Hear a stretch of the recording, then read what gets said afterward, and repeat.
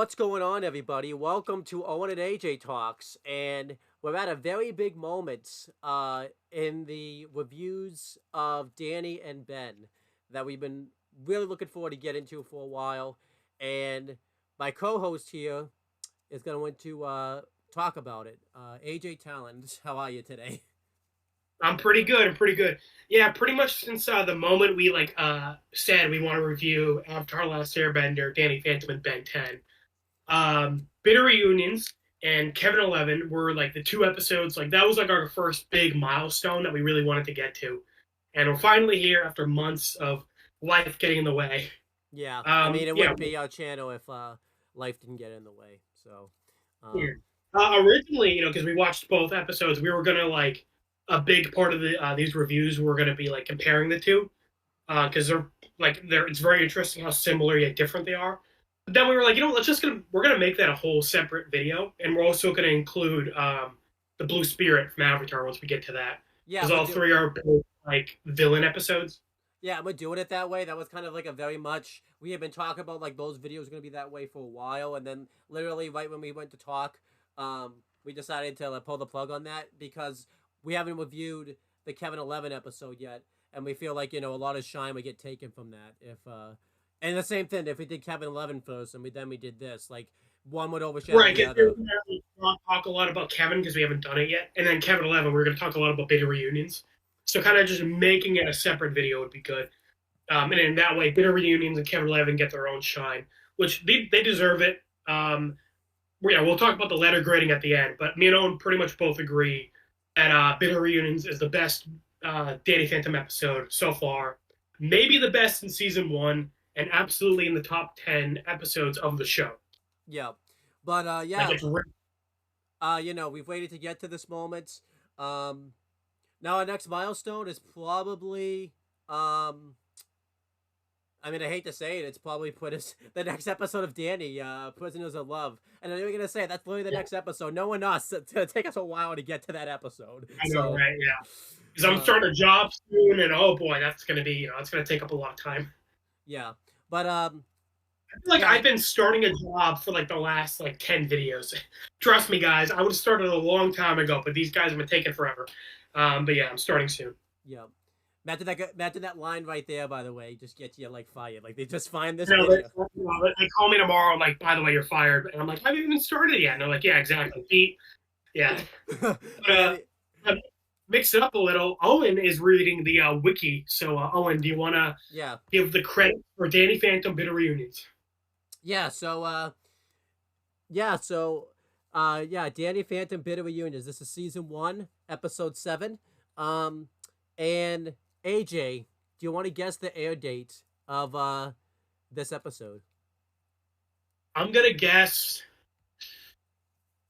Do you want a hint? I remember this. I remember this starting in 2004, but I don't know if this is 2005 yet. I'm gonna say April 1st, 2005. No. Um this came out May 7th, 2004. So Oh, if we did this episode a week ago, yesterday, we would have been at the 20th anniversary of because this you said this episode. was like a funny date, so I was like thinking April 1st. I wasn't too far off. And I'll just tell you Wait, did this: you say 2005 or 2004? 2004. So it's Okay. 2024. I said if we did this a week ago yesterday, it would have been the 1 year anniversary. So that's pretty funny. Yeah, yeah. I could have sworn Danny Phantom aired like October-ish of 2024, so I thought we were in 2005. Okay, that's Yeah. good to know. So the funny thing is the next episode, um, that air dates May 17th, 2000. No, sorry, May 14th, 2004. So like, It's funny because when we did this, I think I told you we were like 3 days off from like the anniversary of when that aired. so again, we're just mashing up with like I feel like we're just in that era now, I guess, of like the anniversaries of Yeah, days. Um, somehow, yeah. but anyhow, so that's why I wanted to do the wiki because I wanted to kind of like see like your reaction that we're pretty much this episode just passed its 20th anniversary. So Yeah, yeah, 2004 to 2024. Yeah, that's cool. um Um, do so you yeah, remember anything? this aired? Because I don't remember watching this when it first aired. I don't think I watched this when this first aired. As a kid, I was very big into not watching things when they first aired. I think I would always watch like the replay. I never watched them live.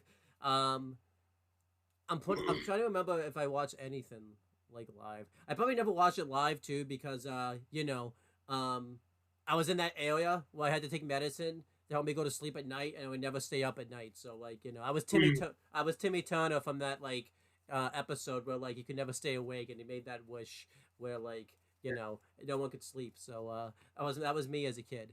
I don't remember this episode airing, but I do have a funny story. My neighbor, when I was a kid, keep in mind, I was like literally I was 3 years old when this episode aired. Um, although my neighbor from when I was this age, when our parents introduced us for the first time because we were the same age, um, like the common ground we found was like Pokemon and Danny Phantom. I remember we were like pretending to be like Vlad and Danny. So that was like a pretty early memory. So I was in preschool then, so this must have been like roughly when that episode aired. Yeah, I'm trying to think if I can remember anything from. I remember obviously watching this episode at my dad's house. I think, um, but I don't have like a specific memory for this episode. Um, but yeah, we'll just get right into it. The story was done by Steve Malmo. He did a really good job, and then it was written by Sims Ventris and Steve. He also wrote the episode, so he did the storyboard and he wrote it, and then it was directed by Wincat Alcala, Butch Hartman, and Julia Hasguchi. The storyboard was done by Chris Graham and Ray Ingram, and obviously the special guest in this episode, Matthew St. Patrick, shows up as Skolko again, and Martin Mull makes his first appearance as Vlad Kazmir / Masters. Oh, I just gave away the episode 20 years later. Oh no. Yeah, 20 years later, like literally almost to the date. But obviously he makes his first appearance here as Vlad. We'll kind of talk about how he does once we kind of start to see like Vlad, because it'd be kind of weird to talk about him now. Yeah, start off the cold open. I like that. So basically, it starts off. It's almost 10 o'clock night at Amity Park. Danny's trying to rush home. Time for his curfew. He's on a scooter. I like that, a bit of continuity, because we saw Danny riding around on this scooter in Attack on the Killer Garage Sale. And I like that they mentioned, because Danny's been missing his curfew recently, and so this was kind of like, after he's done it a few times, because it would be kind of stupid with what happens at the end, like if he just missed it like once, and then like his parents like overreact like this, like he's missed his curfew. Yeah. We've seen from previous episodes. Sometimes like he's out late at night, fighting ghosts, and in the Skulker episode, we saw that like he's like losing a lot of sleep, and he's like failing his classes because of the ghost fighting. So I like this. It's continuing the trend of like Danny's like suffering a bit in his social life and his personal life because of his superhero shenanigans. And I also like this because in Ben 10, one, he's a bit younger. He's not in high school. He's in elementary school. And it's also summer vacation, so he doesn't have to. In Ben 10, we get less of like him, juggling his personal and superhero stuff. Yeah.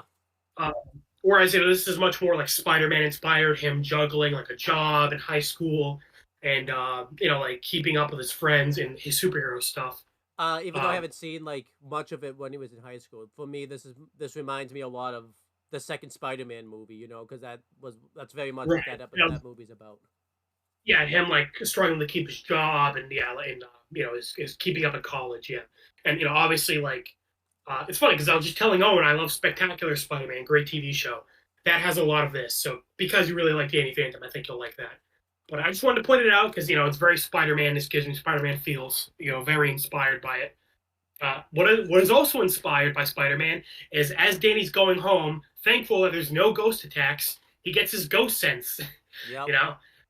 He sees 3 ghost birds flying by, and I like these guys. I like their like accent. I like they're wearing like the hat. It's like it's from like some kind of culture. I don't know. I don't remember what kind. But I've seen these hats in like a lot of different stuff. So like these, but yeah, point is, these ghosts have a lot of personality, even though they don't show up a lot in this episode. Um, Oh, we like also have to I don't know what you say. We're gonna say. Um, I think we have that counter right now. Were they? Because Butch Hartman, we have to like throw his theory out there because he said like these were never humans. They were always like some type of beings or whatever. Do you think these birds were once you know human or whatever? Because obviously well, were they birds or were they people? I don't know. um, I think they could be both. Um, yeah, I don't know actually. I feel like these had to have been alive. Yeah. yeah, but I don't know how they like you know, um, I don't even know how they like like are able to talk and everything like that. So that's just Yeah, so yeah, that's why I'm saying like I wonder if these are ghosts of birds or of people. I don't know. Like, did they reincarnate as like birds at one point and then like die? I don't know. Yeah, but like I said, even though these guys only show up for a little bit of the episode, like they make the most of their screen time I definitely because agree with Danny goes ghost and flies up to like confront them and like see what they're up to, and the birds like don't even consider him a threat. They're like because we Danny sees them like going in and out of houses like phasing in because they're ghosts. yeah, And then they're like looking for something, and they want to like ask Danny for directions. And then one of the ghosts is like, "Nah, no, we got this." And then they like face into like a bus, and then Danny chases after them. And then again they're like like thinking about asking him for directions. And I like how they're just like sitting on the bus like normal. Again they're just like taking a bus to wherever they're going. I Uh, liked that like when they like the this is like the first time in Danny where like he's gone ghost and like no fight even really like happens. Like you said, they don't really consider him like a threat. They like just like when he goes into the bus, they're just having like kind of like a little bit of like a casual like conversation like with each other and everything like that. Like right. And again, they're like debating if they want to ask Danny for directions, and eventually one of them relents and he's like, "Hey, excuse me, can you? We're trying to find this guy. Like we were told to like take out someone, like find and eliminate someone." yeah, And they pull out a picture of Jack, like, and it's an old picture. He has like a mullet. But because we're gonna see later on in a flashback, I love that Jack looks the exact same as he did 20 years ago. Just the only difference is he had a mullet. right. I know. Yeah. Like same body type, same face. He still wore the same orange jumpsuit for 20 years. The only difference is he has a mullet. Yeah, that's hilarious.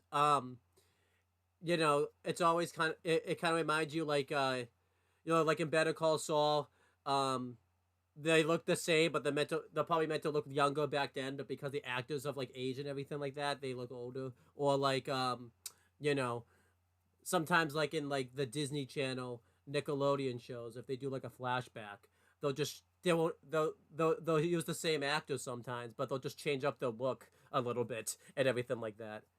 Yeah, I think the best example was in El Camino, Breaking Bad, where like we saw Todd, and it's like Todd like had obviously gained weight because the show ended like years ago, Yeah. but it was like during the time skip, so it's like Todd was skinny, then he like gained like 20 pounds, and then he got skinny again apparently. I guess I mean, um It happens. yeah, but yeah, I did love that the only difference was cuz you see, I'll tell the story when we see Maddie in the flashback. Until I was like older, I never like realized that was because she looks so different like in the past than she did like in the present. And when I was young, I never realized that was Maddie until like I was older. So Yeah, and like, same with Vlad, as we're gonna see. So like Jack is the only one who looks the exact same. yeah, Um, yeah, but yeah, I think these birds are really funny. Again, they don't really even consider Danny a threat. Danny's like chasing them. If anything, Danny's the one picking a fight.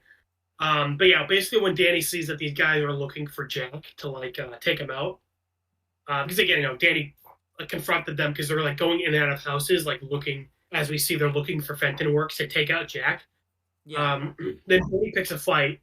The fight's pretty quick. Actually, though, what actually happens is when they actually start to kind of fight Danny a little bit because Danny, you know, when he reveals that that's his dad, that's kind of when the birds start to kind of finally like start fighting him now and Well, everything like that.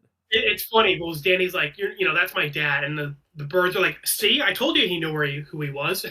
Yeah, Uh, so like again, like they don't like want to fight him. They're like happy, like, oh cool, you do know him. yeah, Yeah. So then they end up fighting, and Danny's being pretty smart here in this fight. He ends up like flying around and he gets the birds to like knock into each other. That was a cool fight. Yeah.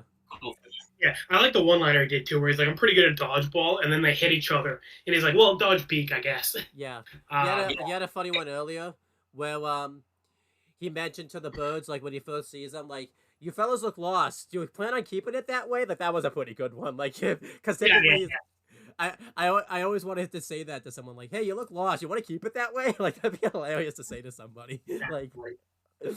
um, Yeah, but this fight basically happens in front of like a big clock tower. Again, Amity Park is really cool. I love like seeing more of the city. I think that's the Um, coolest city out of like the four Nickelodeon shows. Like, it's probably if I yeah, had to say yeah, if I had to give, Bottom and Amity Park. Yeah, yeah, yeah. yeah, yeah. So yeah, Amity Park is really cool. And then Danny realizes like, oh crap, like it's past 10. Well, it's almost So 10. I'm late for curfew. Oh yeah, it's almost 10. But basically, like when the birds like leave, like they leave, and then Danny realizes that it's 10 o'clock, so he's late. Yeah, Um, and so Danny tries to sneak in home, but his parents are waiting for him there, and he's like, "Well, I'm busted," and the birds are flying by, and they like crap on him. that was really funny. Yeah. Yeah, Um, poor but Danny. But yeah, I feel bad for the kid. Of course, he was just so happy that he's going to make it home in time. Saying like, "Oh, cool, no ghost attacks," and then that happens. like legit 10 minutes. It's so realistic too. Like 10 minutes before like he's about to make his curfew that happens too. Like what a coincidence. Um, Yeah, like not even. It was like 9:55 or something. Like he was going to just make it home in time. yeah. Um, Kind of makes me wonder what he was doing before this. Like I guess he was just hanging out with Sam and Tucker. yeah. Um, but what I thought, one good fight you missed because you mentioned when they dodge. He took I think it was like the main bird that like because there's like three birds we don't know their name, but there's one that that's definitely like the leader who does a good bulk of the talking and everything like that. Yeah, I think he took the leader and like spun him around and like flung them like halfway across like the sky I guess, which was really cool. Yeah, yeah, Um, yeah. but yeah, I really like this. I feel like it kind of made sense here that his parents were waiting up for him, because considering the fact that you know, um, that he's been missing curfew the past, he said recently and everything like that. Um, I mean, it's a bit much, I guess, that they got mad at him. I think he was legitimately like 1 minute late. Like it's like okay, that's kind of a bit much, but like I guess because Danny's been missing curfew so much, I guess like you know maybe one too many times. Like maybe if he because he did it consistently, they Yeah, that probably seems to be the thing. Like he was only home a couple minutes late, but it seems like he's been doing this a lot. So they're yeah, that yeah. seems to be the issue. But I liked this fight. This did a good job of like obviously setting up the plot later on and everything like that. Which doesn't really happen typically when we see like a code open and Danny or in Ben. Um, it never ties in to the actual plot. So I kind of like that, because we find out that these birds, are working for somebody and everything like that. So that was cool. Yeah, yeah. Well, it's funny because we just reviewed Last Laugh, and we had like Ben like stopping like a small robbery. Um, yeah, which I mean, it's cool because again, it's showing that like they're doing stuff off screen. Like they're having adventures. Like not every episode is like what they're doing. Um, but yeah, like you said, Danny seems to have this seems to be a consistent thing where Danny's always like fighting ghosts super late. So I like yeah, that. Like even though, like you said, this ties into the plot of the episode. Like Danny fighting ghosts super late seems to be like a consistent thing. yeah, definitely. Um, I like because the Skulker episode we saw he was like out late hunting ghosts with Sam and Tucker. So again, I like that. Like he's doing this like off camera as well. yeah.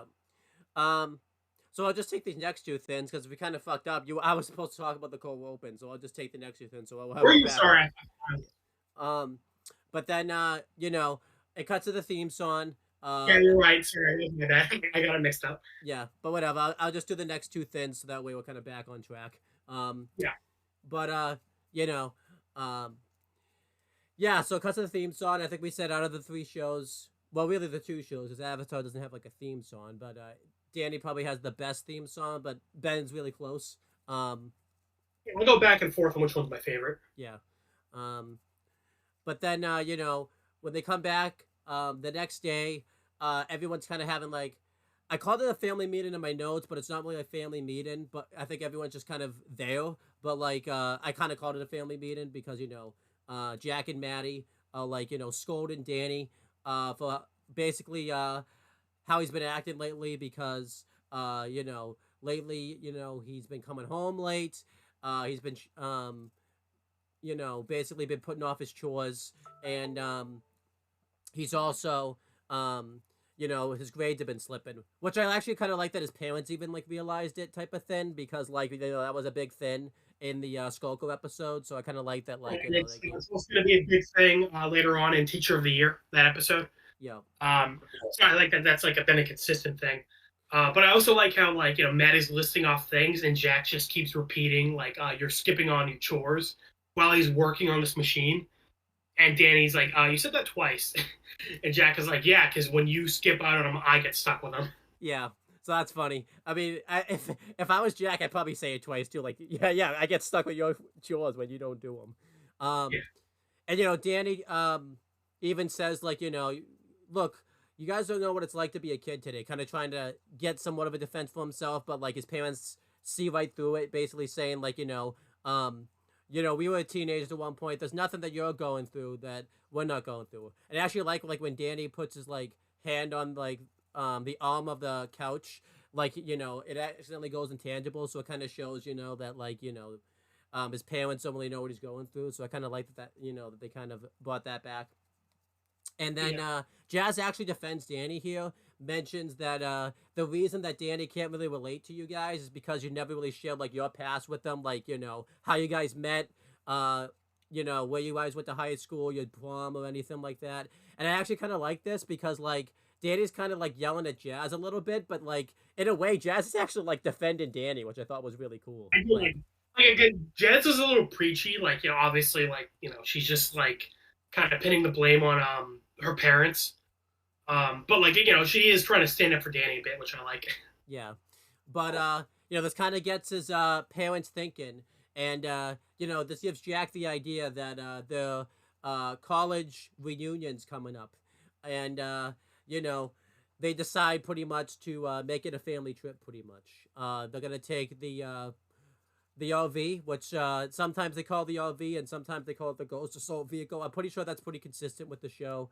I think eventually they just started calling it the RV, which this was kind of cool because this was the first time I think that we see the RV. I don't think we've seen the RV ever before this. Well, before that, we saw that the machine Jack was working on, it like malfunctioned and like sprayed goo on Jazz. Yeah, I was getting to And that. It was, oh yeah, sorry, go ahead. but yeah, it sprays goo on Jazz, and like this pisses Jazz off. But obviously, you know, I like this because Jazz ended up, you know, basically talking her into a trip that she doesn't want to go on now because you know so this is kind of so Jazz kind of talked her way into a corner pretty much. But yeah, I really liked this. I kind of liked that like you know this was a good way to set up the plot. You know to kind of like learn a little bit about like Jack and Maddie's past because you know all we really know is that they are ghost hunters, but we don't really actually know anything about their past. So this was kind of a way like we were gonna get something about their past. So this was kind of cool. You know. Yeah, this is like the most we've gotten out of them because pretty much every episode so far has just been like, they're ghost hunting in the background, and like the joke is that like they're missing all the ghost stuff, and like that Danny's doing. Yeah. So I liked this a lot. I kind of liked that there was this clash between you know, Danny, like Jack and Maddie type of thing, where like you know they notice Danny's grades are slipping and everything like that. And this does seem like you know a good enough time where they would have had this talk with them because they mentioned in episode 1 it had been a month since the accident, and I imagine. Again, I'm trying to work with time when it comes to cartoons. I tried this with Ben 10 and I failed miserably. Yeah, I know, right? But I'm gonna guess it's probably been 2 months. This kind of seems like a good time with Danny, where you know Jack and Maddie would have had a talk with them, especially you know because it's not just his grades are slipping. There's other things that are going on. So like this does seem like a good enough time where they would finally like you know say something to Danny about it and everything like that. Yeah. So I really like this. This really set up the plot very well. What did you think of the scene overall? I really liked it again, like you said, showing Maddie and Jack like be good parents, like they're worried about Danny and like they're kind of sick of him, because they don't know he's doing superhero stuff. They're sick of him like kind of like slipping up and like his personal stuff. Jazz, like you said, I kind of like that she was like kind of defending Danny in her own way. Um, because and this is the first episode to really give like Jack and Maddie focus, and Yeah, Jack and Maddie ended up becoming like some of my favorite characters. yeah, So definitely. I'm happy with that. And I like that the whole plot of this episode does. I'm glad it's not like a B plot that like Danny's missing curfew or something. Like it's only mentioned like one more time at the end Yeah, because something we praised this episode and Kevin 11 for is there isn't really like a B plot. Like it's mainly just like the A plot, and we're happy about that. Sometimes an episode doesn't need a B plot. Just like give the A plot the attention it needs. yeah. There's like a Um, little bit of like a B plot, like obviously, kind of like the infighting with like Jack and like maybe the reunion is maybe the B plot, but that kind of is Yeah, but that like ties in mainly to the A plot. Like yeah, it's like not that separate. Like it ties into the A plot pretty well. yeah. Um, But then yeah, so then they're in the RV. They're gonna make this a road trip again. Like I said, I think this is the first time we've seen um the RV. I don't think we've seen the RV before this that I can think of. Because I think yeah, I think this is the first appearance of the RV, which kind of becomes like a classic like Danny Phantom um like prop and everything like that type of thing. yeah, one of the mainstays. Yeah. Janet says that they're going to be in the RV for 4 days driving to Wisconsin. That makes me wonder where Amity Park is. Because I think we talked about in episode 1 or episode 2. We were like kind of curious like what state Amity Park is in. Yeah, so um yeah, I mean that's probably like an easy Google search, like what's 4 hours away from you know, In um 4 days. I'm sorry, not 4 days, 4 days away from Wisconsin, but I assume that would it's probably more complicated than you think, um but yeah, Yeah. you know, and we find out pretty much that like the ghost assault vehicle. I mean, we should have already known this, but the show tells us this that it's not like a normal RV, like Ben like in Ben 10 where Max's rust bucket's not a normal. It is, Mm, no. but yeah, it is a normal RV at least right now. Yeah, for now. For now. I guess. That we, Um, that we know of. um, but the every weapon is something tied to ghost related thing, like it could take out a ghost just like that pretty much. So Danny is feeling hot, so he tries to open a window and he activates one of the well, actually really four of the ghost weapons. And again, this happened in fours pretty much because one of the weapons like destroys a tree. Another one of the weapons I think destroyed like a bridge, not a bridge, but like I think it destroyed. It froze a bird. That was another one, and then the other one like destroyed a guy while he was talking on the phone, pretty much. And then the other one just sprays goop on like Jazz, which I thought was pretty funny. That I Yeah. have all the fans Jazz got was the I guess Jazz got the I, best was, of the I was going to point out before we started this review, I said, because you always talk about how Butch Hartman, he always does his humors in threes or fours. yeah This whole rest of this episode, I was waiting for Jazz to get gooed again, but I know she only got gooed twice. yeah I wish it was spread out a bit more because like she got gooed in the last scene and then she gets gooed like this scene. Maybe spread it out a bit more. But also it was a little weird how Jack was like, "Yep, every button in this thing is a weapon," and then the next line is Danny literally being like, "I'm gonna roll down the window," and he presses the button. I'm like, Danny, did you not just hear what he said? I guess not. Yeah. I can't even get mad at Jack for that. Like, Danny literally just heard him say, every button is a weapon, and then he fucking presses a button. Yeah. And at the end, after like Jazz gets gooped, Jazz says, "I'll get you for this."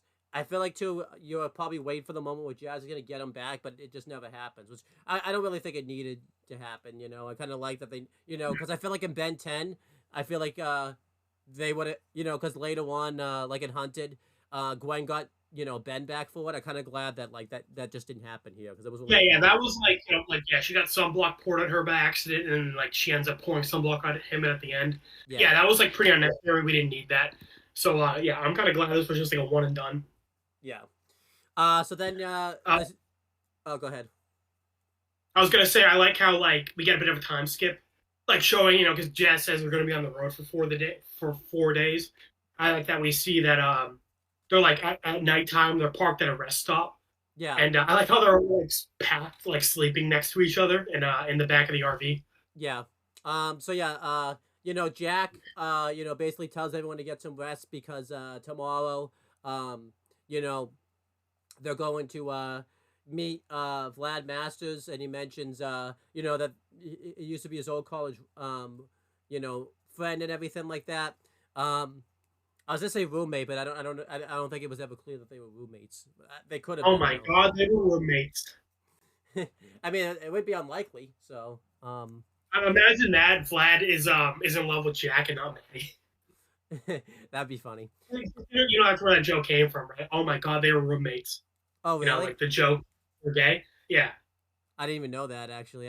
I was doing that. So, um, Yeah, yeah. So I was saying, imagine if they were like quote unquote roommates, you know? yeah. So then, uh, Jazz mentioned, that Vlad's like a millionaire. I think he's like one. He was just featured in a magazine and everything like that recently. Um, Yeah, he's a billionaire, I'm pretty sure she says. yeah, which I actually really liked that. In the words of Walter White, billion with a B. Yeah, but I actually really liked that like he was actually like well known. Like Jazz knew who he was and everything like that. So it wasn't just like he was just mentioning him and everything like that. Yeah. And Yeah, because Jazz, like someone like, not knowing like Elon Musk or something, like pretty famous dude. yeah. So then Jack mentions that that's him, and he talks about how when they were kids, or not kids, but when they were in college, they were really good friends. And in Jack's perspective, he's telling the story like that they were really popular. But even you see like the first picture, like in the flashback, like they're really happy, but everyone else is like really mad. So I feel like Jack kind of, in his perspective, thought he was all popular, but I don't think that was true because, everyone's kind of Yeah. like, pissed off in the picture at them and everything like that. Yeah, like seems like you're kind of losers. But something I do like that I'm glad that Vlad was like actually smiling too.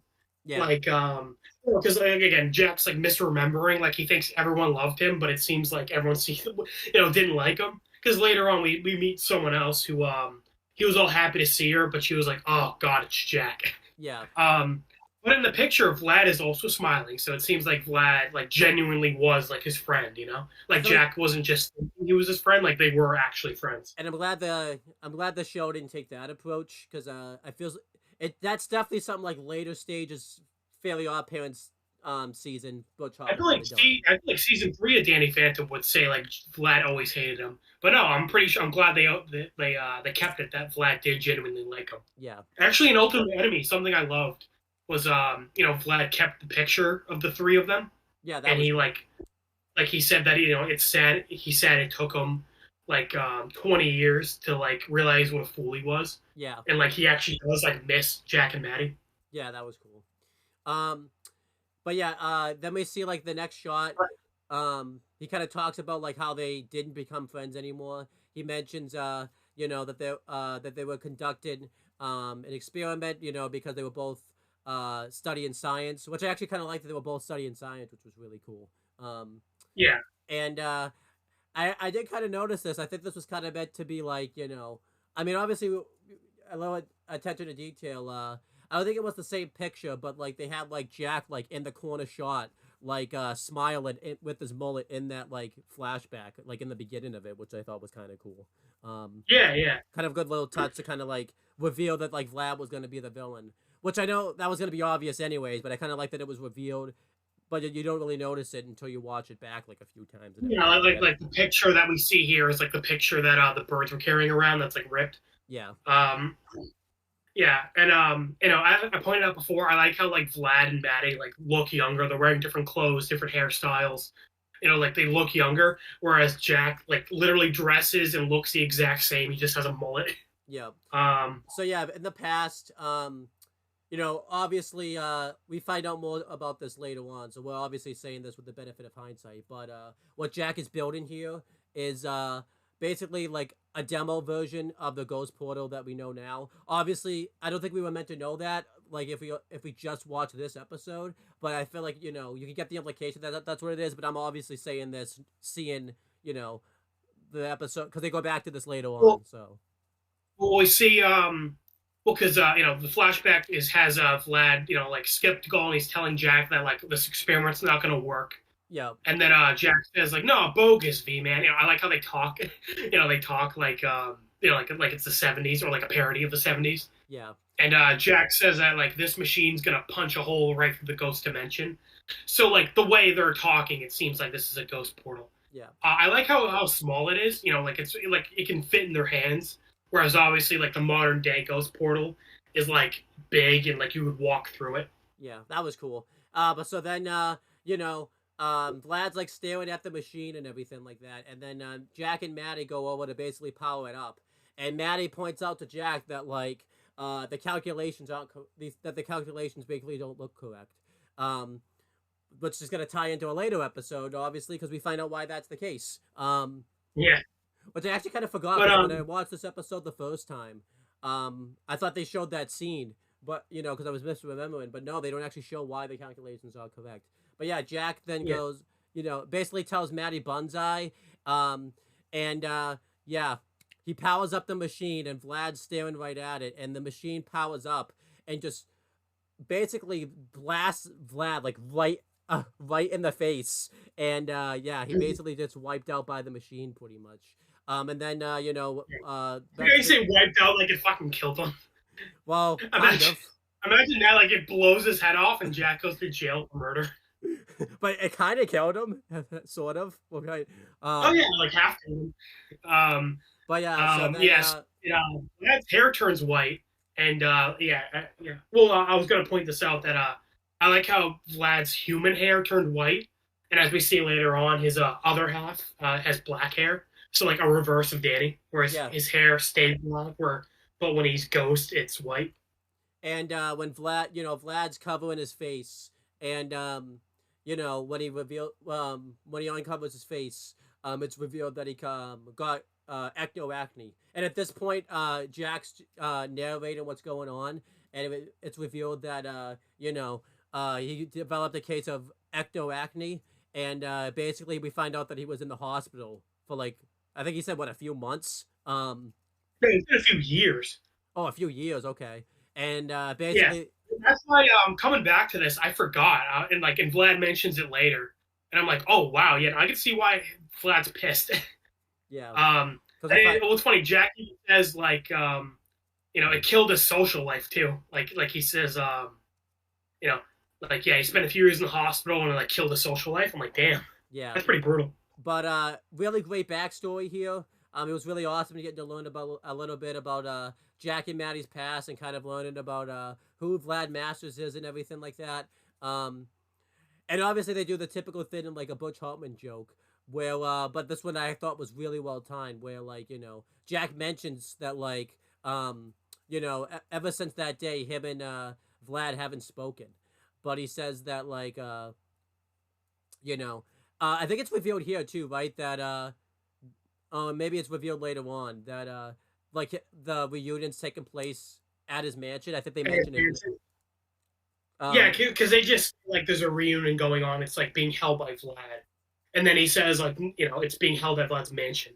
Yeah, because I remember or castle. Because I remember it's mentioned. I think in this scene, I wasn't sure if it was this scene or the next one, but I think it was this one. And then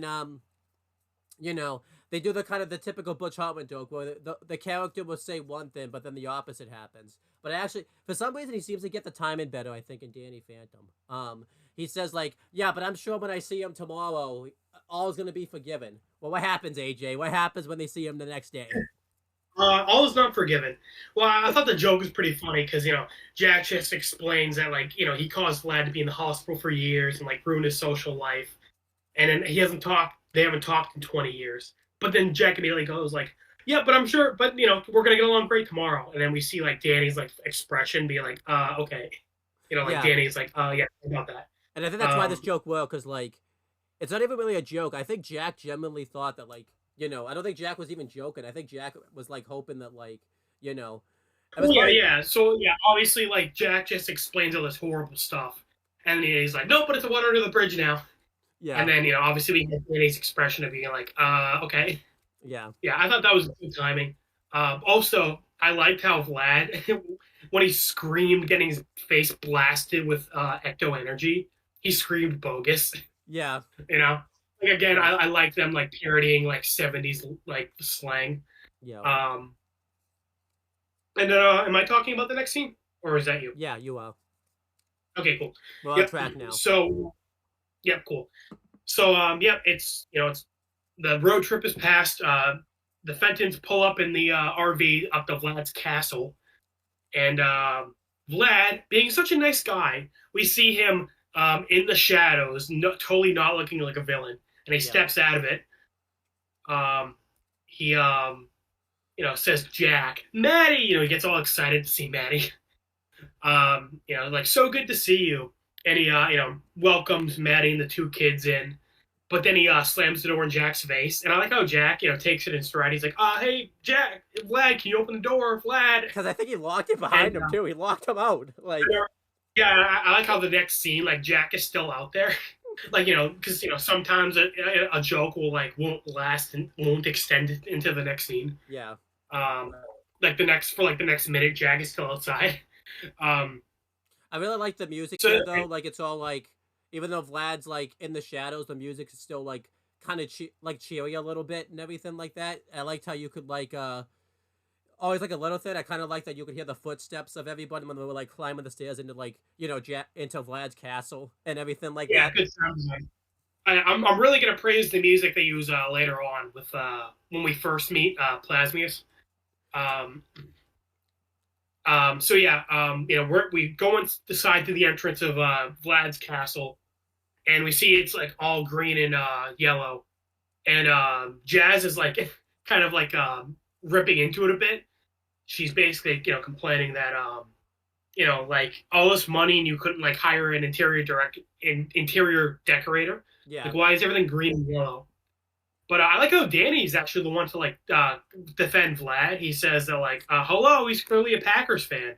Because like of all the football stuff around, and green and yellow are the Packers colors. it makes sense too Uh, that like he's a Packers fanatic, because he lives in Wisconsin. Um, so yeah, he would obviously be a Packers fanatic. And I get it. When I watched this as a kid, I obviously didn't pick up that was actually like a real football team, because I don't watch sports.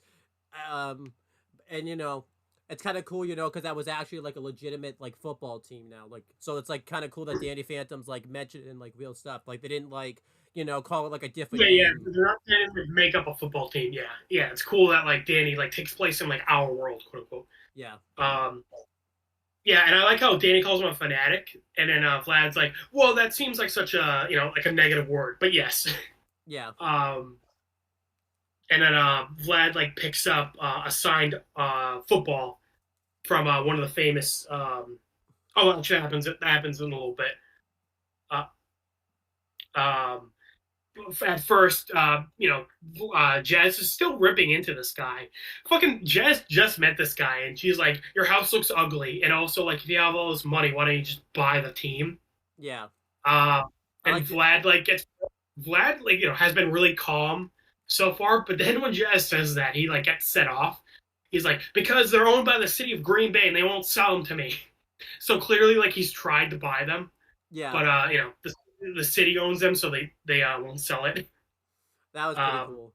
Um, yeah, very I funny. kind of forget too Um, that like even though it's a comedy scene, I kind of forget like how quickly like Vlad loses his temper. Like, I thought kind of he didn't lose his temper until Jack came in. I kind of forget that like but it wasn't like anything like him being like evil or anything like that. That was more I think of him just being like a crazed fanatic. I don't think he would have picked like obviously if you wouldn't have picked up like well, I like this is pretty consistent because yeah, it's like Vlad tries to be all composed, but he has like anger issues and he gets set off pretty easy.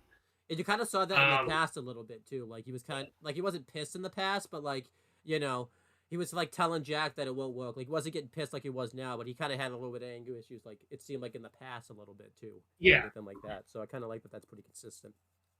yeah, but I like how like Vlad pretty much immediately calms down, and he tries to hit on Maddie because he says like you know, um, Packers is like one of two things that money can't buy, and he like kind of says that like flirting to Maddie, And I like that and I Danny. like how. Hmm? I like that Danny is the one that picks up on it too. Like it was interesting. Well, I was just gonna say, I kind of like that Maddie, like, kind of. I forgot Maddie picks up on the fact that Vlad has some issues. Because like later on, Maddie's gonna say, "Oh, maybe we shouldn't stay here." Um, Yeah, so I think Maddie kind of, and like Maddie kind of picks up on the fact that Vlad's like flirting with her a bit. Um, yeah. But I like but that yeah, Danny. like she smiles, and then but Danny's the one to point it out to Jazz, like, "Is he hitting on mom?" Yeah, And I love Jazz's response, where she's just like, as long as mom says no, who cares? yeah. Yeah, because Um, like all she because she's been cooped up in the OV and she's not into that type of stuff, so that kind of makes a lot of sense. So yeah, yeah. But again, I like how she is worried. She's basically just saying like, mom's not going to do anything. Like she's not going to cheat on dad, so who cares? yeah, Um, but I like I said, I never noticed that Maddie actually did kind of pick up on this because she's like gets really awkward and she's like, so anyway, this is kind of weird because because like a little bit just because in the next episode like that he's in, she doesn't pick up on it until like obviously he like basically like poses essentially. yeah, Um, so that was really weird. yeah, that is weird because that's why I was thinking like she was kind of oblivious like Jack about Vlad. But no, she did actually kind of pick up on it a bit that Vlad's like kind of a Yeah, weirdo. Um, but yeah, and then Vlad is showing off like his signed football. And he says it's the most prized possession, but then Jack tackles him, yeah. and but I like how Jack just got in somehow. Like I was saying, I like how Jack wasn't inside because Vlad locked him out, but then he just like got in somehow. No, what happens is when Vlad's hitting on her, Maddie's like uncomfortable and she's like, I better let Jack in. So like she actually let him in. So there Oh, was a you're right. Yeah, you're right. so Okay, there good was continuity. yeah. Um, Yeah, but then Jack tackles him. But then I like how after Jack fucking bodies him, he says, "Why you still got the old moves?" Like Vlad didn't do anything. He just stood there, got tackled, and he's like, "Wow, just like the old days." Yeah. Um, but then Vlad immediately picks himself up, like puts his football back where it was, and then screams, "I never had any old moves. I was in the hospital for years." Yeah. Um, and I like this because I think you pointed out, like maybe Vlad was like on the football team and like he like this ruined it, or like he wanted to be on the football team, but like it ruined his chances. That's what I Um, yeah, that's what I was thinking. Yeah, if he was in the hospital for like years and everything like that. yeah. But then everyone's kind of looking at him like all like surprised. But then again Vlad like calms down and he says, "Oh, but it's all good. All those years in the hospital gave me an opportunity to amass my wealth." And as we find out later, yeah, he wasn't even lying here. Because like the reason he was in the hospital is also the reason he, was able to plan out how he became rich. Yep. So he's like, if anything, I have you to thank for, all this, Jack. Um, Very menacing too. yeah, Again, obviously, like the show isn't hiding the fact that he's evil yeah. Um, because he keeps like laughing evilly, like, oh gee, I wonder if he's such a nice guy. you're right. Um, so which I think is kind of interesting. I kind of forgot that they didn't really hide it too much. They also I forgot to mention they showed on like the title card too. Um, you know, Well, they showed like the evil. They showed Plasmius. They didn't show Vlad. yeah. But If anything, I kind of wish they dialed back on the on this. Like I kind of wish it was a bit more of a surprise. yeah, I agree. But I still kind of I liked seeing Vlad. I did like this scene.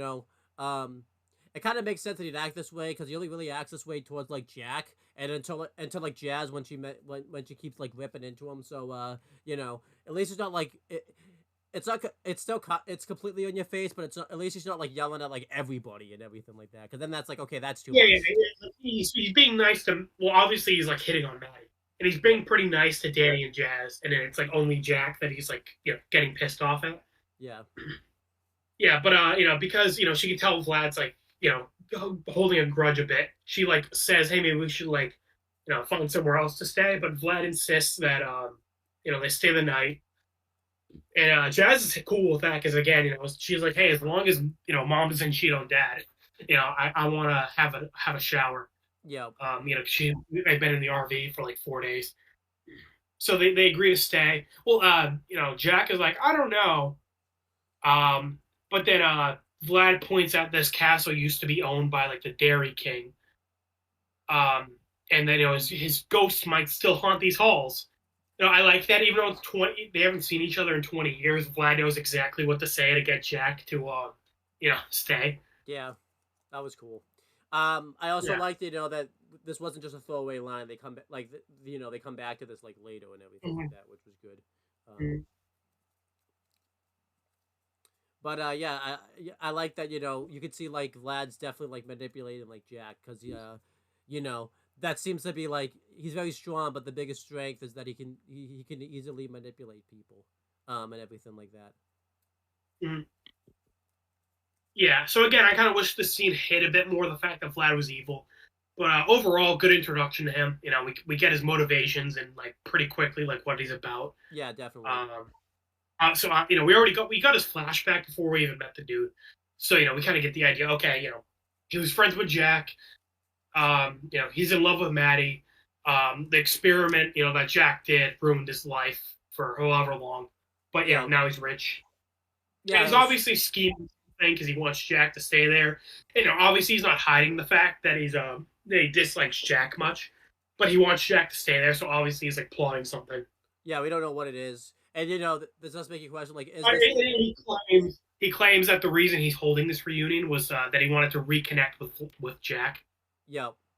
So obviously that's bullshit. So like he's plotting something. Yeah, and obviously you're wondering if this, if this is kind of connected to the Cold Open, because it's like they mentioned, that they were looking for Jack. So, that kind of makes you question that a little bit. But yeah, we get the answer pretty much the next scene. So, the next scene we see that it's late at night and Jack pretty much has to use the bathroom, and he gets up.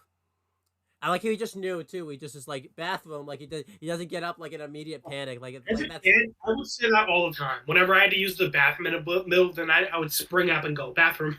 I feel like you got it from probably this show too. Like you didn't even know. No, I did.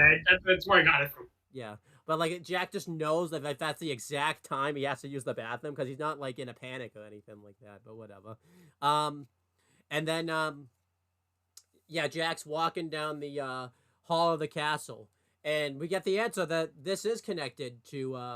Well, I guess we don't get the full answer, but like we see the birds come back. It's implied.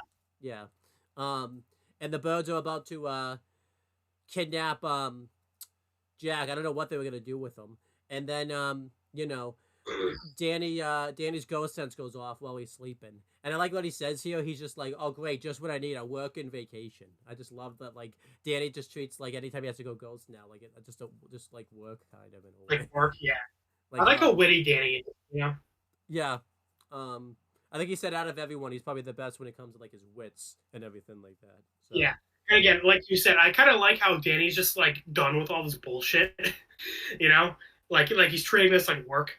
Like his ghost that's going off was like as if his alarm went off pretty much. That's how he treats it pretty much. Yeah. Like, So yeah, Danny, he goes ghost and he goes intangible and he puts his hands up through the floor and grabs his dad's legs and he basically like brings him to the bathroom, which I thought was cool. Which that's why I also said. I'm sorry, because Jack was like sleepwalking or like half awake. He just like, oh shit, I'm in the bathroom. Nice. Yeah, and that's why I said That's why I also said this was probably like his scheduled time he usually goes to the bathroom because Danny instantly knew to put his dad in the bathroom, so that's what kind of made me like think, that this is like the time he typically Yeah. goes. Um, and then you know, um, Danny pops up behind the birds and he says, "Hey guys, remember me?" And the birds immediately like Well, book it, like I also like that Jack wears like a nightgown and a nightcap, but he still wears like his orange jumpsuit under it. yeah, I Like always Jack like never that. takes the orange jumpsuit. Um, I always thought it'd be funny if like that was the only jumpsuit he owned, but like we find out later that he owns others. But I think that'd be Dude, funny. honestly, in cartoons, I love whenever they make the joke that they have like one like the same outfit, like multiple versions of the same outfit. Yeah.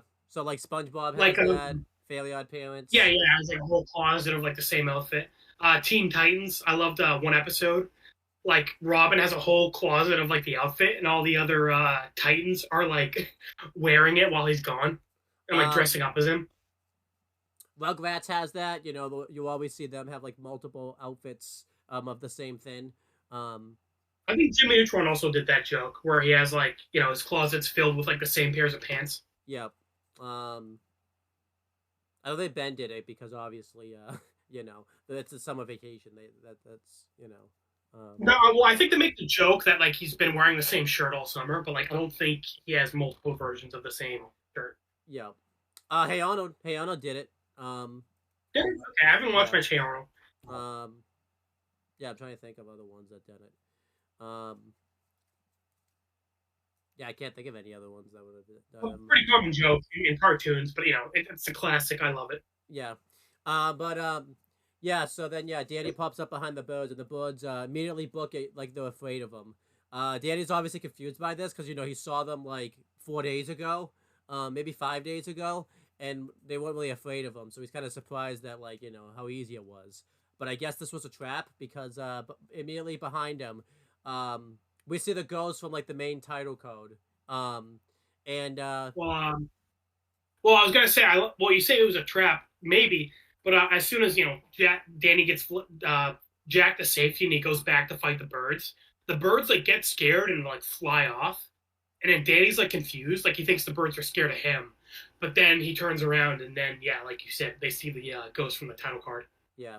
So I wonder if maybe either it was a trap, or I wonder if they were just scared of the ghost that was behind Danny. It was probably the Yeah, latter. so I think it's like they work for the ghost, but like they're also scared of him. Like I think I was gonna say it, Plasmius. Like he set the trap, but like the birds didn't know that. Yeah. Um. So yeah. You know. Yeah. Danny pops up behind him, and Danny was like, "Well, I was aiming for the birds, but you'll do."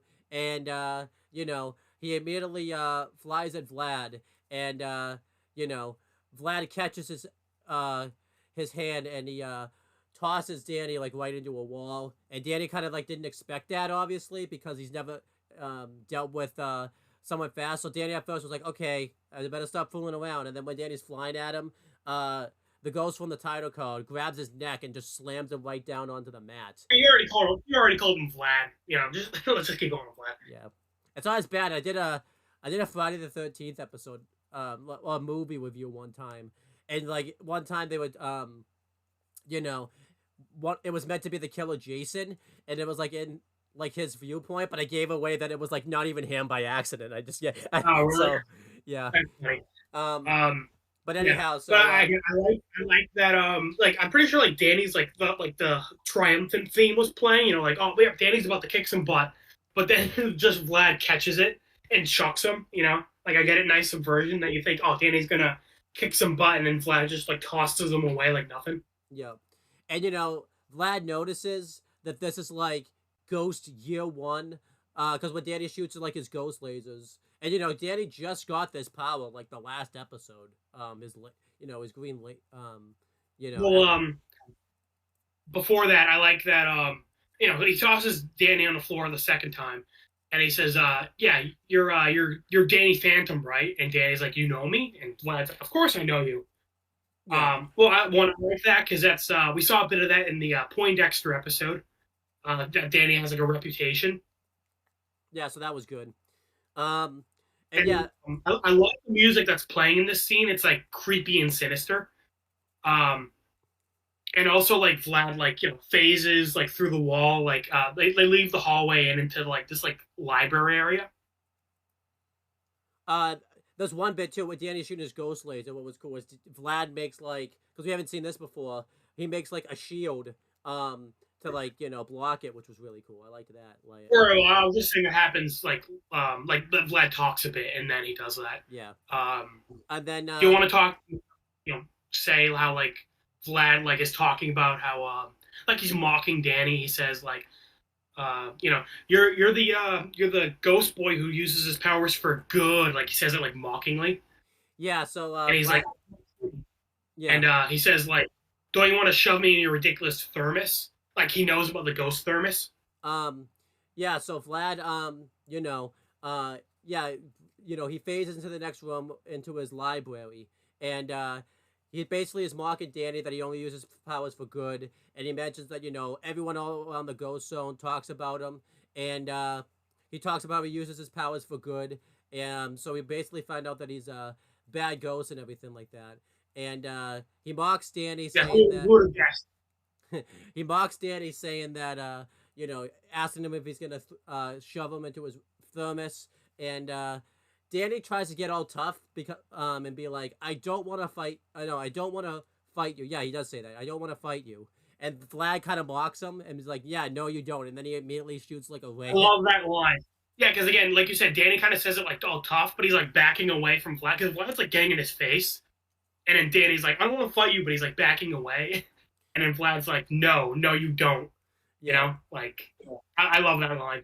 And then Vlad, Although one thing I noticed is like Vlad's ghost voice is like higher pitched than like his human voice. Look, like the actor's like putting on a different voice, but like later on, like his voice is like deep even when he's a ghost. and I think the It's reason, not bad here. I just noticed like he's like it's higher pitched like than he normally does it later on. So I think it's just like the actor kind of like it's his first appearance. It's kind of like him getting a feel for it. yeah, and I think too that I think I said this off air that they probably wanted it to be like a bigger reveal, like when it was revealed that it was Vlad later on. So that's why I think they Yeah, did it that way. But yeah, Vlad, you know, shoots a ghost laser at him, and he sends Danny crashing into the wall. And then Vlad asks Danny, talking about how you know how he's had powers for a while, and Vlad asked Danny if he can do this, and he basically makes multiple versions of himself. This was so cool when I watched it the first time, just because like, who would have thought that you could like do this, you know, as a ghost and everything like that. Like you never would have thought. Vlad makes 3 copies of himself. And Danny's like, I like how Danny's surprised. He's like, no, wait, I can't. How are you doing all of this? And Vlad even mentions, years of practice, which obviously you don't have time for. And he says it like all of the Vlad say it, which was just really cool too. Like it was awesome. yeah, Um, yeah. Again, the shield is really cool, and like you pointed out, I like how he says it like mockingly, like, "Oh, so year one." yeah. Obviously, because Danny's only had his powers for less than a year. Oh, and I like to Um, this is like a little touch that when he's blocking like the ghost way with the shield, Vlad was yawning at one point, showing like he's not even blatantly put like he's yeah, not and he was like blocking, like with one hand, like not even trying. so like showing like I don't And even think Danny just got this power like last episode, so you're like, oh, this is so cool. Danny can shoot lasers, and Vlad's like doesn't even give a shit. yeah. Um, And I think like because think about it, Vlad wasn't even putting forth like 100% effort. I don't even think he was putting forth like 5% effort. This was probably like 2% of his energy that he was probably using. oh yeah, Like, not even trying. yeah, Yeah, I love this. This is so cool. I love when we kind of like get hints at like future abilities because obviously, like being able to create like a mirror like shield, the multiplication. To use Avatar and Ben as an example, in Avatar we see lightning bending in book one, and then we don't. It's not like explained until book two. yeah. Like in the storm episode, we see IRL like redirect lightning. No one like comments on it. It's like it just happens really quick. But then it's like explained later, so it's kind of like a hint that like, oh, that's going to be important. I like In Ben 10, and we see. also in Sorry. Avatar, Aang goes into the Avatar state like at the end of the Avatar returns, like the part two of basically the boy in the iceberg, but like it's like mentioned, but Mm, like no one really knows what it is and all that type of stuff. So, yeah. um, In Ben 10, we go to the future in one episode, and we see like some aliens that like Ben hasn't unlocked yet, and we also see that Ben learns how to like change, like like he won't time out, like he can go from alien to alien. you know, Um, so that's cool because obviously like we see Ben like develop that power later, and I guess to use Danny as an example again, later on in Ultimate Enemy we see future Danny can like use the ghostly whale, and yep. obviously Danny unlocks that power in that episode. I like this example more though because Danny doesn't learn how to use like the multiple like the clone himself until like way later. Oh, well, yeah, that would be a conversation Yeah, we're gonna have later on. the payoff would have been good if he didn't get his ass kicked immediately after. Yeah, but I like the concept that he like yeah yeah. Um, So again I like that the show like sets up these powers and like keep this in mind, keep in this back of your head. This is gonna be important. yeah. If only the shield would have come. Like I know Vlad uses the shield, but I wish Danny could have like mastered the shield. I don't. I guess he does a version of it, but not like Vlad's does. Um, Yeah. Dan doesn't quite do like the mirror thing. Yeah. Um, but yeah, so Danny, it's a prize, and um, all of the Vlads, just shoot Danny with basically lightning. It wasn't even like it wasn't even like the the ghostly blast. It was like lightning pretty much, which was just insane. Like, um, and Yeah. Danny's really I bad. love that Vlad just steamrolls Danny. Again, Danny didn't get one hit off. Yeah, My own complaint was like it's like Danny got beat the shit like off screen. Like we cut to the hallway and like we hear a bunch of like grunts and like punches. So like Vlad's beating the shit out of Danny off screen. I kind of wish we got to see a bit more of the fight. yeah. But so yeah, that happens. I like too when Danny like got like struck by lightning by all the Vlad. He comes up, he's like holding his ribs and everything like that, which is just Yeah, like he's hurt. Yeah. and yeah. Then Vlad beats him off screen, and Danny's pretty much unconscious, wiped out, and then because of this causes him to turn back into a human. And Vlad sees this, and he's just like, the Ghost Boy is Jack's son. He's surprised. Yeah. And Like he then didn't know that. Yeah. Vlad like turns into human, and it's revealed that Vlad's also half ghost, which I really like this because this was a really good reveal because obviously this is both tied to Jack. This makes Vlad's want to get revenge make even more sense because he got him ghost powers, and like you said, this is like, wow, this could be Danny right now if he chose to like misuse his powers and everything like that. But that was Yeah, something we're definitely gonna get to when we like compare to Kevin 11 and this episode is that Vlad and Kevin are definitely like basically what Danny and Ben would be if they were just like decided to like not help people and just use their powers for their personal gain. Um, I actually kind of like to like Vlad's shocked about this, but he doesn't do like like like a overreacting type of shock. Like when he turns back into human, he's just like, "Well, where do you know?" Like kind of like he's starting to kind of form a plan instead, like that. He's yeah, I like that because he mocks Danny saying like you're not gonna have time to learn this. Like so I'm pretty sure he was just planning on killing Danny, but because he just knew he was like the ghost kid who fights crime. yeah, But like once he learns that he's Jack's son, we see later on he wants Danny to join him and like be his son. So yeah, I think that's cool.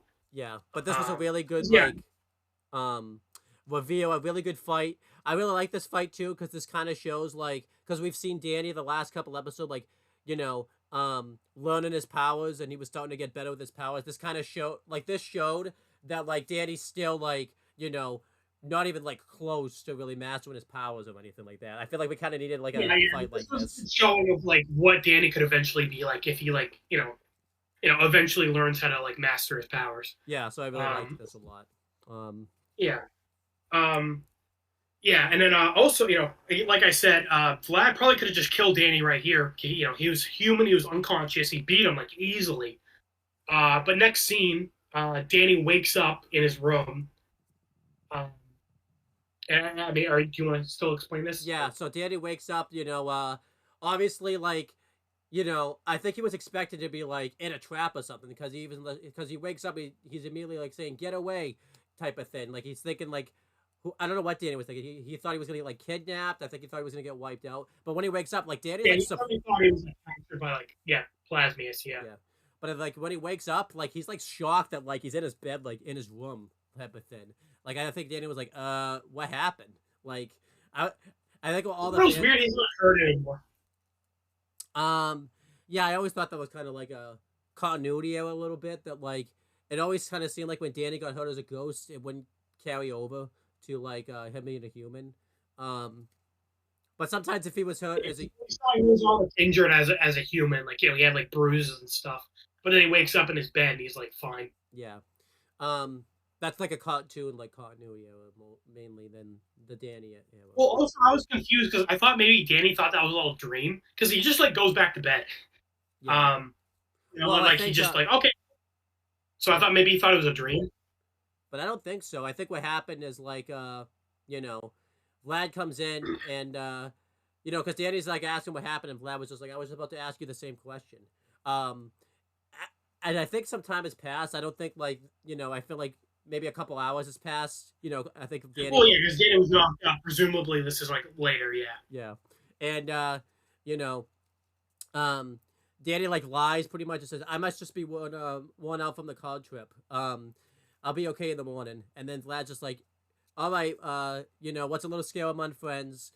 Sleep tight. I like that he calls him Little Badger because he calls Danny that like a lot. And like that's what he refers to him as when he wants to think Danny is. That's like his nickname when Yeah.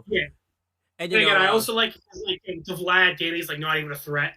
Like he's just like kind of like mocking him in a way, like you're a little kid, like you're not a threat to me. And then Danny goes to sleep.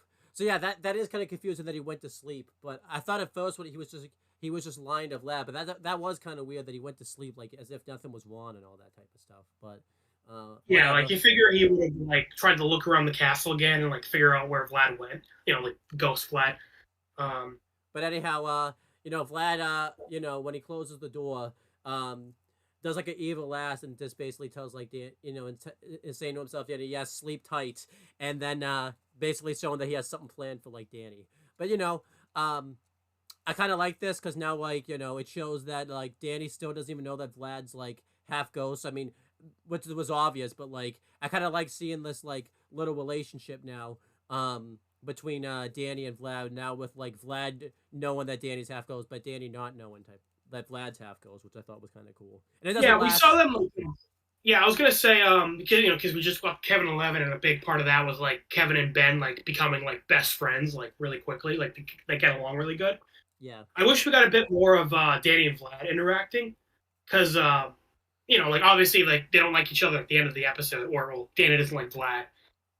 But like before this, they're like civil, but it's kind of just like how you would be with like your dad's friend, like nothing like personal.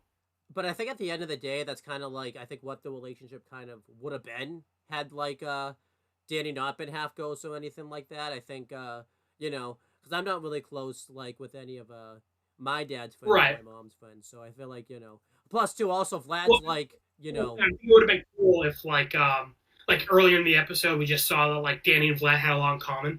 Like we saw that like Jazz was kind of making fun of Vlad for like all the like green and yellow, and Danny kind of was like, "Hello, he's a football fan." Like it would have been cool if they like bonded over sports and like stuff like that, Yeah, it would have been cool if they at least bonded a little bit, not even like it didn't have to be even a big relationship, but they just had like that little tiny sense of bonding and all that type of stuff. So yeah, because like you said, like if they weren't enemies, they probably would have just been like Vlad would just be like his dad's friend. Yeah. But I kind of like that idea of like if we weren't enemies, like we could have been friends. Yeah. Well, funny because that's something in the Blue Spirit. That's something Aang points out. Like, hey, do you think if we knew each other 100 years ago, we could have been friends? Yeah. But yeah, it's the type of talk. No, I wish we got that here, but like it's not the end of the world. It's fine. Yeah. But anyhow, you get to talk for a little bit now. You get to talk for a while. Yeah. So we pretty much, as they pointed out, the college reunion was the next day, and it's the next day. Danny's wearing his suit, all formal. he goes to check on Jazz, and she's like in Vlad has like a personal movie theater in his castle. And I like how Jazz doesn't even like football, but she's just like, yeah, I don't want to go see Dad like humiliate himself at the dance and like seeing a bunch of like old people like dancing like stupidly. So Yeah. and I like how she says like, by the way, did you know the Packers won the first Super Bowl because like a Packers documentary is playing in the movie theater. Yeah, which makes sense. I kind of like to. I don't think it was just Jazz watching the movie theater. I think there was other people in there because it would have been weird if Yeah, Jazz just. there were, but I'm just saying like Danny went in there like looking for Jazz, Yeah. and he's like asking her why she's not like in the main hall. Yeah, but um, nice little scene, and I think this comes important because we'll get to this later. But I kind of like that Jazz. This was kind of a good excuse for Jazz not to be involved with any of this ghost fighting because one cool thing is like Jazz hasn't really seen any ghost fighting, and that makes My Brother's Keeper such a better episode. I feel Yeah, like and that's like 2 episodes from now. That's pretty soon. Yeah, so I like that she wasn't like kind of just doing her own thing during all this. yeah. Kind of funny. We give Gwen a lot of shit for like not being involved with the plot at all, but in these episodes, Jazz is kind of the same way. Um, yeah, but like I feel like at least Jazz has done like something. Like Jazz did more in the first episode of the whole show than Gwen has done in the entire Yeah, episode true. of season one. Yeah, And plus, Jazz caused the plot. The episode, Jazz caused this whole plot pretty much. yeah, I agree. I agree. Um, If anything, Jazz but accidentally yeah, I'm just saved. saying, Jazz accidentally that sounds saved. like the plot. I'll say it one more time. I was saying, but yeah, point is like Jazz is kind of like off doing her own thing, Yeah, like literally just not wanting to be in the same room as the plot happening. yeah. Um, I think it's funny because Jazz accidentally saves her parents inadvertently, pretty much. Yeah, Because she um, basically had Danny go on this trip by mistake. yeah, I know, right? Yeah, but Danny goes to the main room. Where the high school, I keep saying high school, the college reunion is being held. Um, and I like how so they walk over to this woman named Harriet Chin, and I guess her nickname in college was Harry Chin. Which makes sense. And I like, yeah, and obviously we know Vlad doesn't like Jack, but this was kind of like the first that was like because of the accident. This is the first person we see like where they're just like, oh god, it's Jack Fenton, like they're not happy to see him. Yeah. Because they're like, oh hi, Jack and Maddie, haven't seen you in a while. I liked, by the way, that like they actually had someone else like be an on-screen like character, like conversing with them and like actually like was a part of the sort of the storyline, with them instead of like Yeah, I was Vlad. gonna say I remember her in this episode, but like I forgot she's not in it for very long, and then she never shows up again after this. Yeah. So feels a little random, but like I'm glad she's here. I'm glad we like met someone else from their college days besides Vlad. Because it would have been weird like having just a bunch of background characters like Dale just talking and everything like Yeah. that would have been kind of awkward. Yeah, and again, it also shows like Jack thought he was popular, but like he's not. Yeah. No one really liked him. Yeah, and I like how like Jack is like laughing at her because her nickname was Harry Chin. And then Maddie's like, yeah, sorry about him. Yeah. And I like how Harry's just like, hey, listen, don't be sorry to me. You're the one who married him. And they kind of like both laugh at that. Like it seems like they got along pretty good. Yeah. Also too, Jack mentions that she's like a journalist, for like a magazine or something like that, which kind of becomes kind of important, because going the ghost fight, she's like trying to interview like Jack and Maddie, so it's not like Yeah. But yeah, for now, she's like, doesn't really care about ghosts and like, thinks they're fake. I kind of forgot that, yeah, like at this point in the show, like no one really believes in ghosts. Yeah, so that's what makes this scene even cooler. So yeah. Especially not in Amity, like this is in Amity Park. I don't know if we mentioned it yet, but Tucker and Sam aren't in this episode, I was saying and we're pretty. Oh, okay, yeah. So we'll talk about it later, but especially because this is in Wisconsin, so like all the ghost shit that happens in Amity Park, no one would know about that. Right. Also, I just realized, Jack and Maddie, where did they go to college? Like, did they go to college in Wisconsin? Yeah, I'm trying to remember that. 'Cause I mean, I don't think they ever say like where they like are they from Wisconsin and they moved to Amity Park? Like Yeah, I that's the don't thing think they I ever. don't know. Because obviously in the alternate timeline when everything gets changed, Maddie moves to. I don't know if she just stayed in Wisconsin, but like Jack still goes to, um, Amity Park, yeah. you know, And like everyone here is here for the reunion. So like, did they all drive here, or like are they all from here? So yeah, that's something I'm curious about. They don't really explain it. It's not a big deal, but it's just something I wish would have been cool if they like threw in a line there or something. yeah, definitely. Um, yeah. But yeah.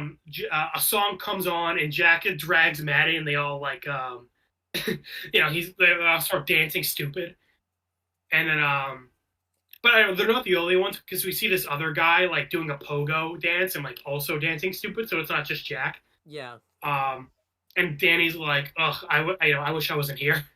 right. And then Harry comes up to him and he's like, "Yeah, yeah, I agree." Or like, it took you this long to figure out your dad's embarrassing. Like, I like how that's like the first time she talks to this kid.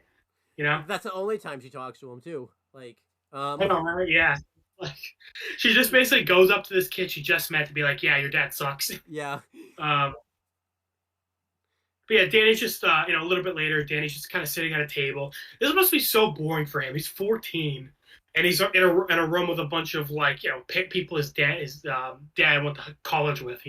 this is kind of weird too Um, because like the whole reason Danny's supposed to be here, as Jazz even mentions, he's supposed to get like a perspective of like what their lives were like. He's just sitting at a table by himself. They're not introducing him to any of their well, like, also friends. this is pretty accurate. Like remember going to like our grandfather's like gatherings at like the VA, That's and true. it's Yeah, like it's a bunch of old people. Like, what the fuck are we doing?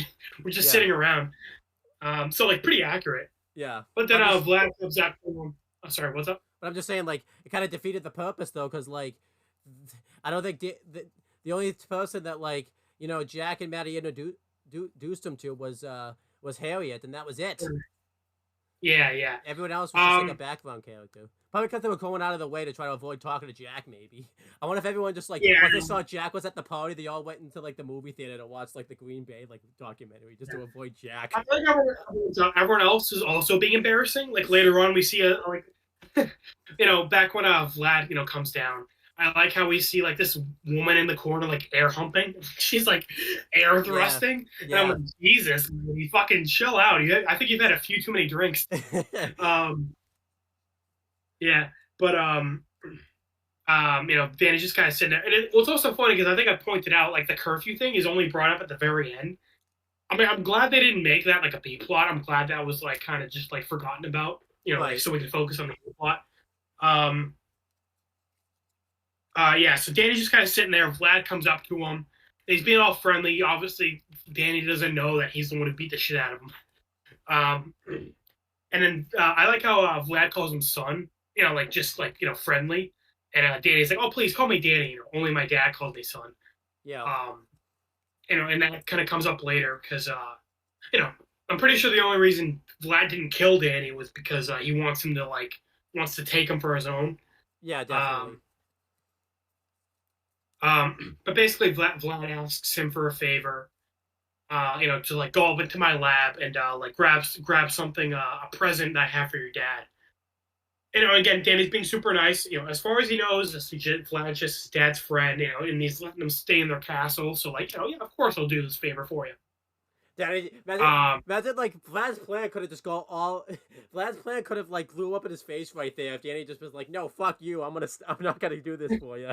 Like he just decided to be like a right, typical right. 14-year-old teenager just to give him attitude and everything like that. Like that would I have been know, right? hilarious. And Vlad's like, well, shit. Yeah, Danny goes up to the lab, and while he's up there, he notices a picture of Well, there's a thing. Jack and. There's a scene before this actually. Oh, okay. He's like looking What is over it? at like Jack and like Maddie dancing, and you know, Oh, he basically kind of cuts this monologue talking about like how that accident like ruined his chances with yeah. um Maddie and Right, yeah, everything. because we saw a bit earlier that he's like flirting with Maddie, but I guess this is like our first time we're seeing like, oh no, he's like in love with Maddie, Yeah, and it's not just that like he blames Jack for giving him ghost powers; he blames him for like taking Maddie from him, Yeah. or like in his mind taking Maddie from him. Well, I don't know if you remember this when they do the episode, like when they go back in time and Danny changes everything. He was like about to tell like Vlad that like he has he was the Vlad. I would just said Vlad was about to tell himself that he has a crush on her. Like okay, that right. no, but Vlad was like about to tell Maddie that he has like a crush on her. So like you know, so that was kind of like Yeah, so that was mine. Yeah, Jack did ruin his chances with Maddie. Yeah, so again, I kind of feel for the guy. But yeah, Danny goes up to Vlad's lab, and he notices a ripped picture of him and Maddie from their college days. But Danny takes out the picture he has of his dad that he took from the ghost birds, and he realizes, oh shit, like this picture of his dad that the birds had came from Vlad. Yeah, there was the tie-in right there. I thought it was a really cool tie-in. I actually kind of like too that Danny like figured it out himself. Like there wasn't like a thing that Vlad revealed. Well, Vlad revealed himself. I know Vlad does do a reveal to him later on, but I like that Danny figured out. Well, that, like, yeah, he doesn't know that Vlad has ghost powers, but he knows that like, oh, Vlad is like a bad dude. Like he's the one who put the birds up to the hit. Yeah. And Danny's like, oh no, but all of a sudden he's ambushed by ghost octopuses. And actually, I never noticed this as a kid, but Danny points it out later. I guess I just like missed what Danny said. Danny beats him pretty easily, but then Danny notices that like, oh my god, those are like two of the first ghosts I ever fought, and that was they were from the cold open of episode 1. Yeah. That's a really cool time. Yeah. So I kind of like in a way that like we saw because we didn't actually see it. Like the first fight that Danny had in a way. I thought that was really cool. Yeah, like and was linked back to Vlad. Yeah, and then Danny deals with them pretty easily, but all of a sudden Skulker shows up, and I love this. I like that we're like tying in like previous episodes. Makes Vlad feel like more important. Like oh, he's like kind of like been in the shadows this whole time. Yeah. And yeah, Danny's like confused, like how did you get your your like combat suit back? But Danny doesn't really have time to like question this further because Skulker traps Danny in this like cube that like basically Danny can't phase out of it. And Danny realizes that it's like disrupting his powers. Yeah. I think this is cool because this cube comes back in the clone episode. So this is just like something Vlad has like in his arsenal to like disable Danny. I think I liked this as a kid because it's this was I think inspired by the GameCube, and I think I just got like the GameCube like when this episode happened, so this made me think of the GameCube. Yeah, I guess you're right because it looks like the GameCube in a way. So if Danny touches the game, if back then if Danny touches a GameCube, does it disrupt his powers? Then that'd be hilarious. If like he's like Ghost and like he touches the GameCube and like he turns human. Like yeah. But I also like this too, just because like again I like that it's tying up all the episodes. I like that we're seeing all the ghosts like come back and everything like that.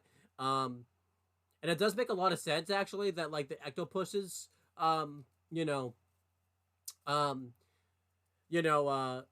were there because like you can make the argument like maybe did Vlad send the octopuses to go after like Jack. I kind of like I don't think well, find out he did. Yeah. Well, I was gonna say Vlad later on says that like he sent the octopuses and like others to go like test Jack's abilities. I kind of the only ones we saw were the octopuses. I kind of wish we saw other ghosts that Vlad sent.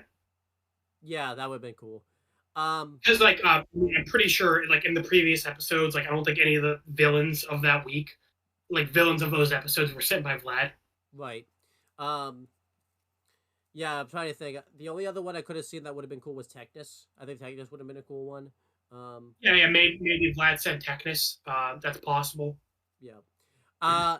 I like to think that like Skulker was sent by like Vlad, but like I feel like because he saw like I don't think but I think Skulker was kind of doing. I think we talked about this. He was kind of doing his own thing when he started hunting Danny and everything like that. Like that was kind of and then he also says like, I didn't free you to like have you kill the boy. So like implying that like Skulker started working for Vlad like after Danny beat him the first time. Yeah.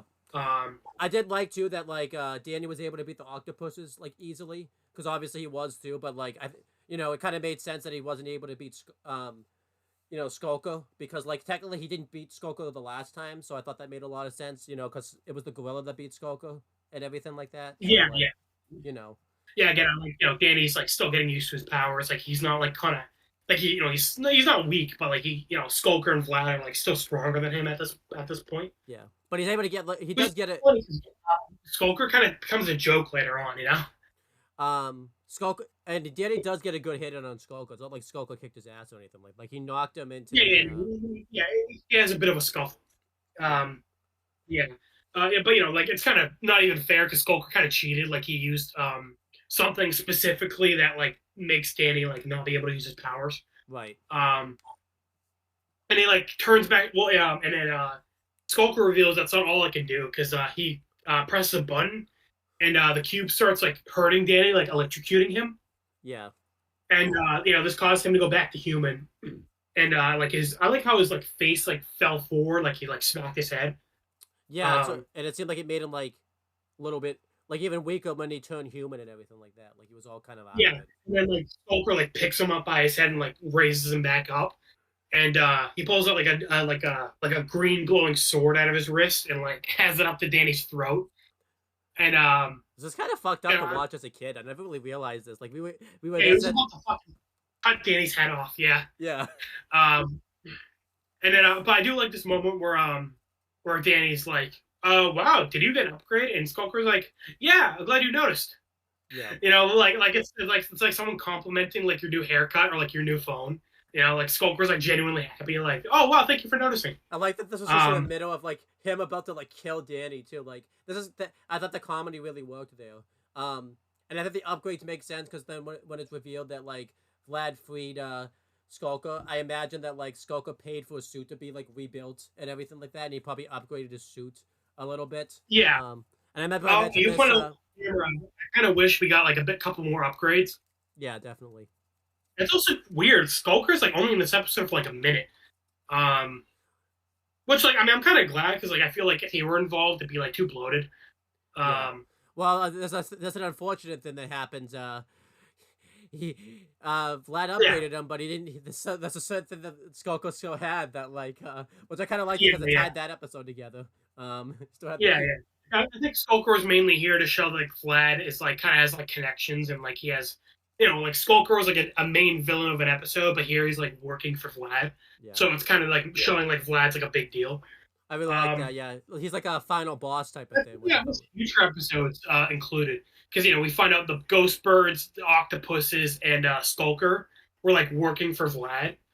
But later on, Vlad doesn't really have people like working for him. Yeah. Like he has Valerie later on, but like Valerie doesn't really know she's working for him. Yeah. And I guess the clones, but like that doesn't really count because Vlad made them. Yeah, I wish like there was like it was the Storm person could have worked. Well, obviously because they talked about this, but they never found out anything about it because season 3 kind of ruined it. Like Vlad didn't he make it? He made like a deal with what's his name? The Fright Night. Yeah, the Fright Night, but nothing came of it. Yeah. So I kind of wish we got to see like Vlad have like minions later on. Yeah. Kind of would have set him up as like a big deal. Like he's very influential. Walker would have been a good one, because because he wants to put Danny in jail anyway. So this, basically this kills two birds with one stone. Because if Danny's in ghost jail, obviously he can't really. Yeah, I don't know because I feel like I don't know. I feel like Walker would kind of like be neutral. Well, like he wouldn't really give a shit about what like Vlad's doing. Yeah. But maybe Vlad would say, "You scratch your back, I'll scratch yours." Like you're getting a prisoner. Yeah.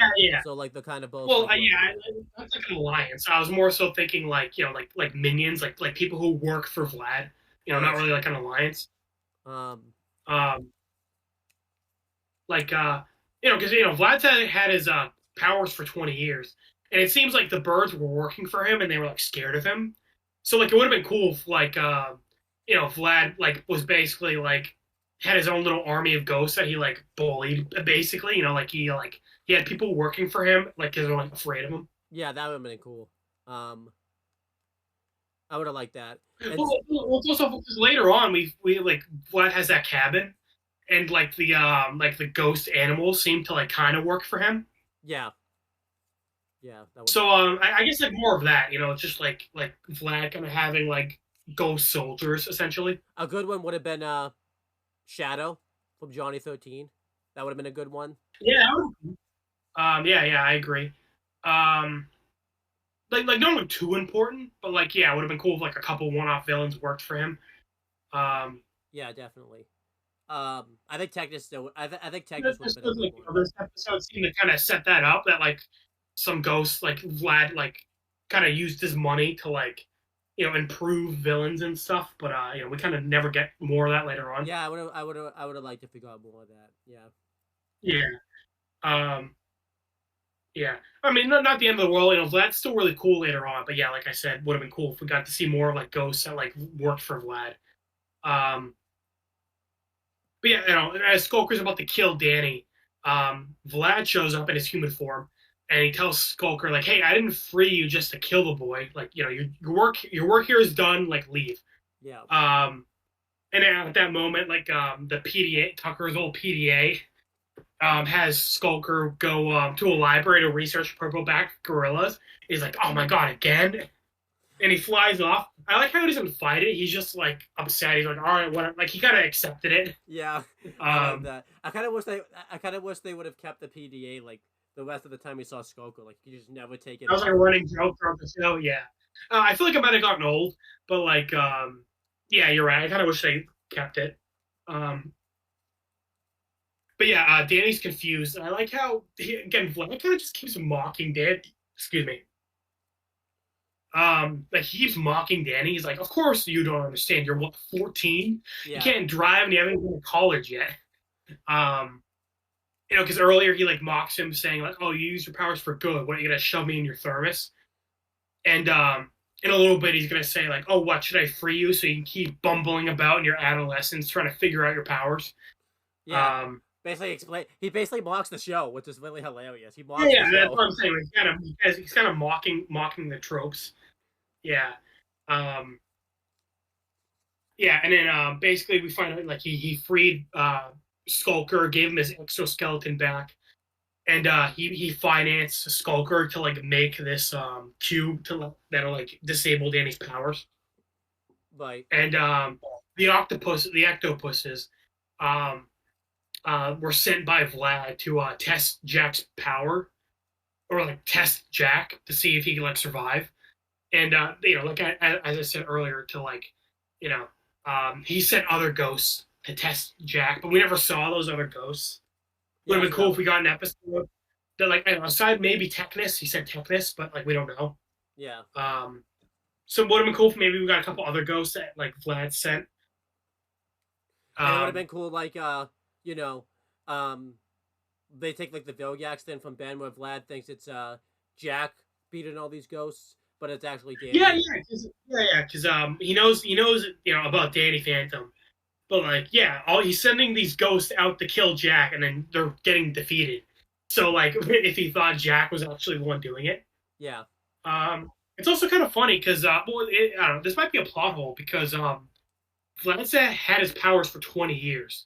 So why has he only been sending ghosts to defeat Jack like recently? Yeah, that would have made they put and Danny's only had his powers for like you said maybe like 2 months. Like if Vlad sent ghosts to defeat Jack like any other time, Jack would be dead. Pretty much. Like what if you sent ghosts when Danny was 10? Like well I guess Jack is dead. Yeah. Yeah. But I did like too that like it kind of made it better that like it wasn't like a coincidence too that like these ghosts happened to be there because Danny was there. Like they were gonna be at like the reunion anyways and all that type of stuff. Like they weren't just there. So it's not a coincidence. Yeah.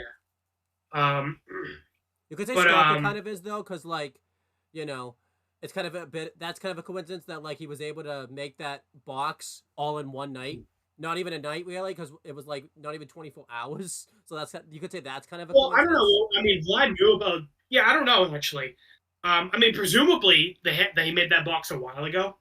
Because presumably some time has passed since like he first fought Skulker. Yeah, but what's he making the box for though? If Vlad's the only on the one that's like half ghost, Right, half yeah, because human. he doesn't know Danny's half ghost, so why make? Yeah, that's a good point. I mean, Well, because he knew. I don't know actually. Yeah, and he's working with Skulker, so it seems weird that Skulker didn't tell him that Danny's like half ghost. maybe it's the diamond head thing that we theory that we said in Hunted. Like he just forgot like diamond Yeah, like yeah. that. Rex like didn't warn Ben about Vilgax. Yeah, you're right. It's yeah. You figure Skulker would have told Vlad about Danny. Um, I mean, maybe he told Vlad that Danny is half ghost, but he didn't tell him he's Danny Fenton for some reason. I don't know. I don't know. Um, Yeah, I don't know. It doesn't really work. Yeah, you're right. Bit of a plot hole there, but whatever. Um, I can overlook it. yeah, so yeah, it's fine. It's not a huge deal. Um, but yeah, as Vlad is mocking Danny, he tells him that you know, I've been sending these ghosts to fight your dad. And it's I'm surprised to see that a second ghost hybrid that his foolishness created. Danny's surprised by this. Like, second? What do you mean second?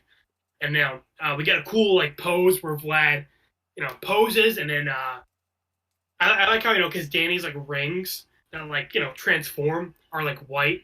Vlad's are black. Yeah, that was really cool. And as I said, it's cool how like Danny's hair is black, and when he goes ghost, it's yellow. Yeah, But and I the want to ghost mention. form Jack Vlad's hair yellow, white, and when he goes ghost, it's black. I also want to mention. I like Vlad's design here as a ghost because he didn't really mention it. Um, he looks like kind of like Dracula a little bit.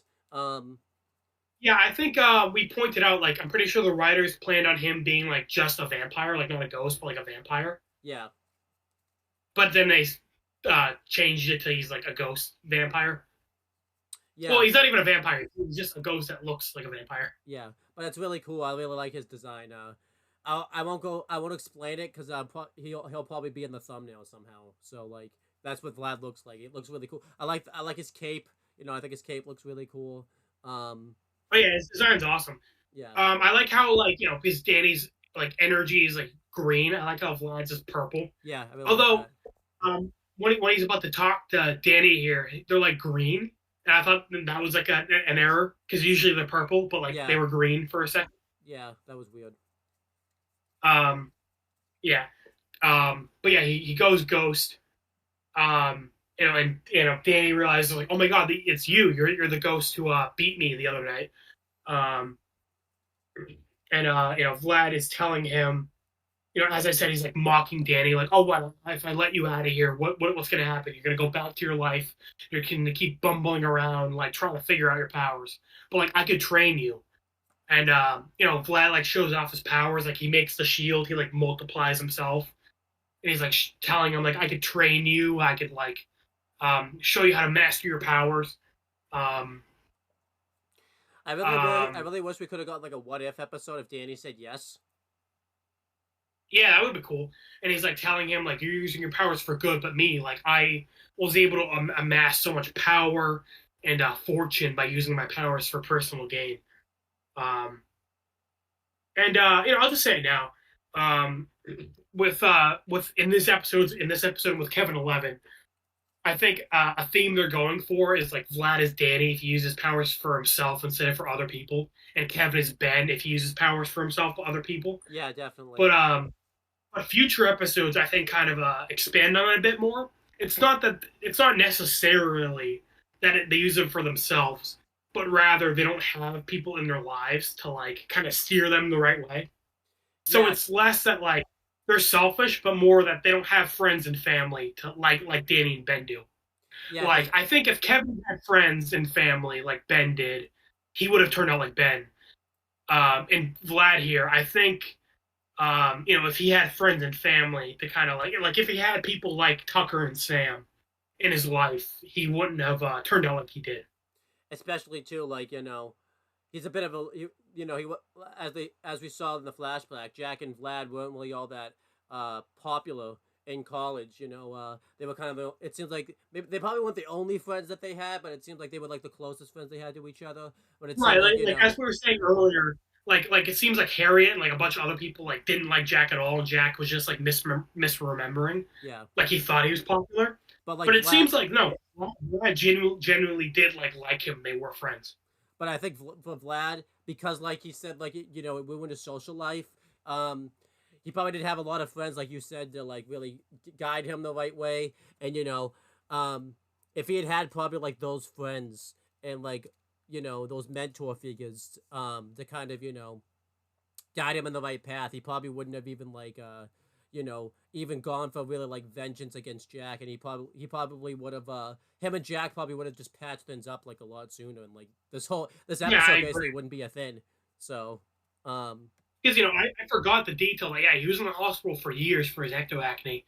And earlier, it hadn't been revealed that he had ghost powers yet, but he was saying that all that time in the hospital gave him time to like think about ways to get his fortune. So as we found out, like he was figuring out his powers and like how he could use his powers to like make himself rich. yeah, And again, like if he had friends kind of like by his side, like if Jack like was still his friend, Jack probably could have helped him and like they could have patched things up. I Yeah. mean Uh, that's what happened though, like the last scene that Jack and Vlad have together, where like Jack even like tells like Vlad like I've always been your friend pretty much and everything like that, and like he was like he's still like like even Jack is still like confused at like the end of the season when like oh yeah, yeah, and to Planet, yeah, Jack is like confused about like why he's doing this, and Vlad like tells him like because of the accident, and Jack was like surprised, like Vlad, it was an accident, like I didn't mean to do that.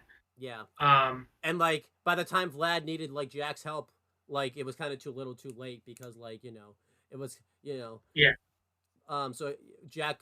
I mean, this is why the episode title fits so well. I wanted to make sure we talk about it. Bitter reunions, because Vlad's bitterness.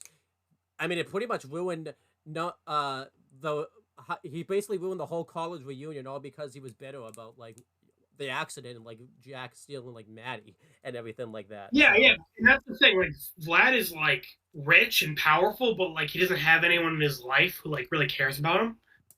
Um, and I know we're gonna make a comparison video, but Kevin 11, when Ben is telling Kevin like you could be with us, we could be heroes, and we could like use our powers for good, and Kevin says like, "What's in it for me?"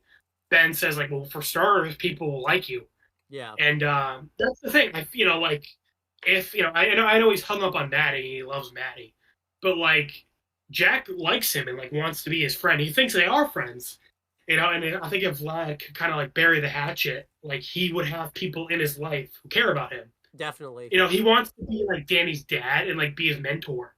But like I feel like if Vlad just kind of like stopped being an asshole, like he could still like he could like teach Danny how he could still be Danny's teacher. Yeah, And like I think Danny like not be his dad, but he could be like a father figure to him, or maybe like an uncle figure, yeah, Um, because they both like because this is the first person that Danny's even met that had like ghost powers and human power, like it's half ghost and half human. They could have bonded at least in that way too, like it had some type of bond and yeah, everything like that.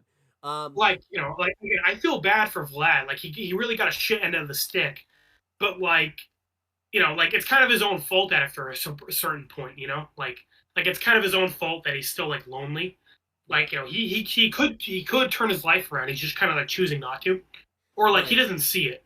Which I love that in Ultimate Enemy. Like after he basically causes the apocalypse, he himself says like 20 years without ghost powers made him realize that he was a fool. Yeah, I really like that. Um, Again, later um, seasons ruin this, so, but oh yeah, season 3 really fucked with this. But the and time and that later on in the season time 1 and travel season episode 2, kind of fucked with this too. yeah, in season 2, and also like the Infinity Map episode where Vlad just kind of cares about like being a ruler when that's never really seen to be what he cared about. Right. Because in future episodes, a big thing is like he really wants like Danny to be his son, and he wants Maddie to like love him. Like and when Danny's pretending, they're like, oh yeah, I want you to be my dad. Vlad is like really fucking happy, like genuinely, and he like goes to hug Danny, Yeah. and you also see like he wants like he's like starts making clones of Danny to be his son, And I love that. I love that line where he says, "I'm not a villain. All I ever wanted was love." And when the clone he's been making to be his son like disappears, he like fucking screams. Like he's so upset. You Yeah, know? that's really good. I do want to talk about something else too, because a lot of people have they made like what if videos, like what if Sam got the ghost powers instead. I think this is the main reason it had to be Danny that got the ghost powers, because this rivalry doesn't really work with Vlad and Danny if Danny doesn't have ghost powers. Like, well, one, this episode doesn't work because the person that has ghost powers wouldn't be in it. Right, Um, right. but like I don't think this rivalry really works because there's no real like connection or anything like that, and like you Yeah. know, um, Like the way I see it, like Vlad thinks he should have been the one to marry Maddie, and Danny should be his son. You know? yeah. Um, Even Butch Hartman said when he was kind of going through like that what if, like you would pretty much have to either take Vlad completely out of the show, or like change the dynamic of it like significantly or something like that. But I don't really think it Yeah. works if Sam has ghost powers because Oh, I didn't know Butch Hartman even talked about that. That's cool. yeah, I'll have to send you the video, but it's probably buried in his Okay. YouTube channel somewhere. So Yeah, yeah. But yeah, that's really cool, and you're right. Like that kind of changes everything. But something I really like about the rivalry is that Danny hates Vlad, but like Vlad, like I said, like is one of his main goals is he wants Danny to like join him and be his son. yeah, Um, yeah. So yeah, Danny basically is listening to Vlad, Vlad's offer of like, hey, join me, renounce your dad and like be my son. I'll teach you how to use your powers. And we could be a dynamic duo of just like robbing banks and just like being assholes together. That's what I'm wondering. I'm like, what's Vlad's plan here? So like, what if Danny was like, okay, sure, I'll join you. Sure, fuck my dad. I know that's What like would like, what would Vlad's plan be? Like, okay, I guess we'll just like be assholes. I know, You know, yeah. like I guess Um, like someone made a very funny video of like Spider-Man because like Green Goblin wanted Spider-Man to join him in the movie, and someone made a funny video. I'll send it to you later. Where Spider-Man's like, okay, yeah, sure, I'll join you. Like, what do you want to do? And Green Goblin's like, huh? Actually, I don't know because I'm already rich, so I don't need money, and I already killed all the people I need revenge on. So I guess I don't know what we'll do now. it would be funny if this life Yeah, just returns to normal, like, yeah, I don't know, man. like the Yeah. stubbornness is just basically causing this villainous to happen. Like they like um Right. So again, like Danny's like, all right, fuck it, yeah, I'll join you. If Vlad's like, okay, I guess I'm already rich, so I don't need money. yeah. Uh, yeah, all right. I mean, cool. I guess you'll just live with me. Um, that's kind of it. Can you imagine that Um, conversation that Danny would have with like his parents later too if he just decided like, hey, I'm just gonna stay in Wisconsin with like your friend that I like just met and everything like that. Just gonna right, stay. right. Um, it'd be funny too because like Danny's be like, I just need you to sign like these adoption papers real quick, and they just that's the rest of the show. It's just like Danny trying to get his parents to like sign the adoption papers, and they Well, just refuse to well, sign them. it's kind of fucked up because as we find out, when Danny loses his family, the first person he goes to is Vlad. Yeah, Because even though Danny doesn't like him, as Vlad puts it, like Vlad is the only person who could like understand his situation. pretty much. Yeah, Which is weird because as we find out, like Maddie has like a sister and stuff, so like Danny has other relatives. yeah, But I guess none of them gave a shit about Danny enough. Like he just goes to live with Vlad. Um, yeah. yeah. So anyway, we kind of went on a tangent, but like I think this is important, because like Vlad's relationship with Danny becomes like a major thing throughout the show. Yeah, definitely. So yeah, but Danny's response to Vlad is just to call him a crazy Fruit Loop. Which is good because Which like I love that's that. It makes sense from Danny's perspective. He's known Vlad for like a day, yeah. and he's like super fucking evil. So he's like, of course I'm not gonna join you, you asshole. Plus, there's no You want to reason. kill my dad? Plus, there's no reason for him to because like his dad's not. It's not like his parents are bad parents or anything like that. They actually like a good. Yeah, he loves his dad. Yeah, he's like, dad's an idiot, but he still loves him. Yeah. Yeah. So Vlad said basically he's not giving up, and he's like, all right, you'll have plenty of time to think about it once your dad's out of the picture. And he leaves to go. Basically ruins Jack. He wants to ruin Jack's reputation which is funny because no one even likes Jack, so he's like ruining his already ruined reputation. Well, I think what's funny about it too is like, um, because I this is my turn to talk right here. Um, so yeah, you know, uh, Danny's pretty much trapped in this box for a while, and you know, uh, Jack is talking to Harriet, and Jack is pretty much bored of like her conversation, which I think is pretty funny. And I Well, it's like, interesting because she's like talking about like how like she was like talking to like guerrilla fighters in like a third world country, like something that's like really significant and like interesting, and Jack doesn't give a shit because it's not ghosts. yeah, I actually kind of like this too because like you said, Jack was kind of already not making himself like look great at this party, anyways. You know, he completely zoned out Harriet, and he was kind of embarrassing himself because like when he does the pogo dance, he's like basically like knocking people over and anything like that. So honestly, if Vlad just did nothing, Jack probably would have just made himself look bad all on his own, which is just hilarious to think Yeah. about. By the way, Yeah, Jack is the worst type of person at a dance. I don't know if you've ever been to a nightclub, but the fucking worst people are the people who are just like constantly bumping into you. Like I want to punch those people in the face. yeah. I never. That's why I Like don't if go to I night. went to a dance and Jack kept bumping into me, like me and him are gonna have to like fist fight in the parking lot.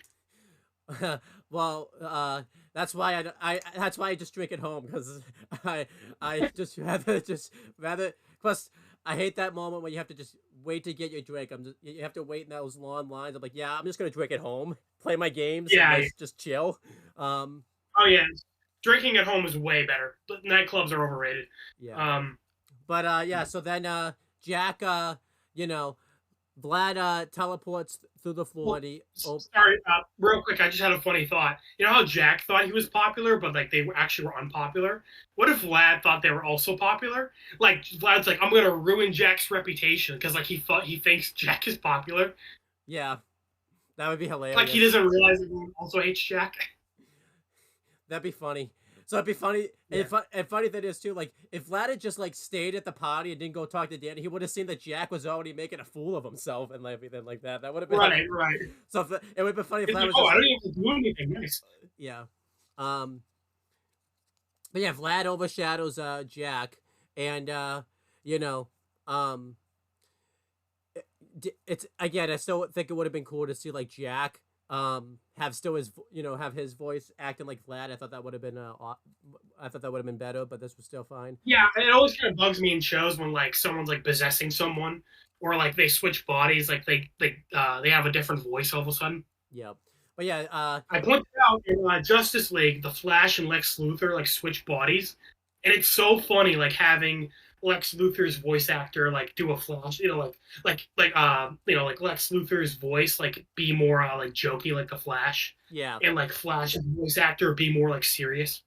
Um, but yeah, so you know, Vlad overshadows Jack, and he Jack possessed by Vlad throws Harriet like halfway across the room into the punch bowl over the table. Like she was yeah. I don't know how she survived that, but because that looked Jack brutal. says women's rights more like women's fights. And Maddie comes over, confronts him, and is just like, what the hell are you doing? And uh Jack starts saying, well, Maddie, didn't you ever know I turned on you, that when you chose me, you chose Ron? And Jack's able to kind of snap out of it for a little bit, and Jack is just like, get out. He's trying to like pull the ghost out of him, and he tells Maddie that a ghost has overshadowed him, but like, obviously Vlad's able to overpower him. I kind of like that they did this because like it would have been just, I feel like, um also too, I think they realized they didn't have a lot of time left in the episode for like Jack to cause like shenanigans, but I kind of like that they did this because it showed like Jack was still kind of able to fight it for a little bit, and I think it just would have been kind of weird, like if they just had Jack stay that way, because I feel like Maddie would have figured out that like Jack, maybe that he's a possessed by a ghost, but Jack was acting like not normal pretty quickly and everything Yeah. like that. So yeah, I like that Jack was able to fight it, and Jack's voice actor did a great job. Like I like it was kind of like jokey earlier, obviously with like Harry and Jack not giving a shit and like causing. But I like how serious it got for a second. where Jack is like fighting it, and he like tells Maddie like run, like he like whispers it. Yeah. Like the voice actor did a really good job. Like Jack is normally like the comic relief, but he delivered that line like kind of seriously, and I like that. But Vlad takes back over pretty much, and Jack flies up in the air, and this was a really cool shot where like there's like this green like wave that's like around Jack as he's being possessed by you know Vlad. It was really cool, and then Harry. I think But Harry was also, we did it was green, considering Vlad is like purple. yeah. That was weird. But Harriet comes over as like confronting like Jack for like basically almost killing him, and sending her Yeah. into the hospital. And when Jack flies up into the air, like Harriet's like shocked that like Jack's a ghost, and like you know um gets like really excited and everything like that. And you know Maddie has to like pull Harriet like out of harm's way pretty much, and they basically they book it for the RV and everything like that. But yeah, I really like this scene. Like you said, I thought Jack's voice actor did a really good job here, and I like that he like was trying to fight it. Like they didn't like that he was fighting it for like a second. I really like that. But Mhm. yeah, this leads us to the next scene with Danny still in his cube.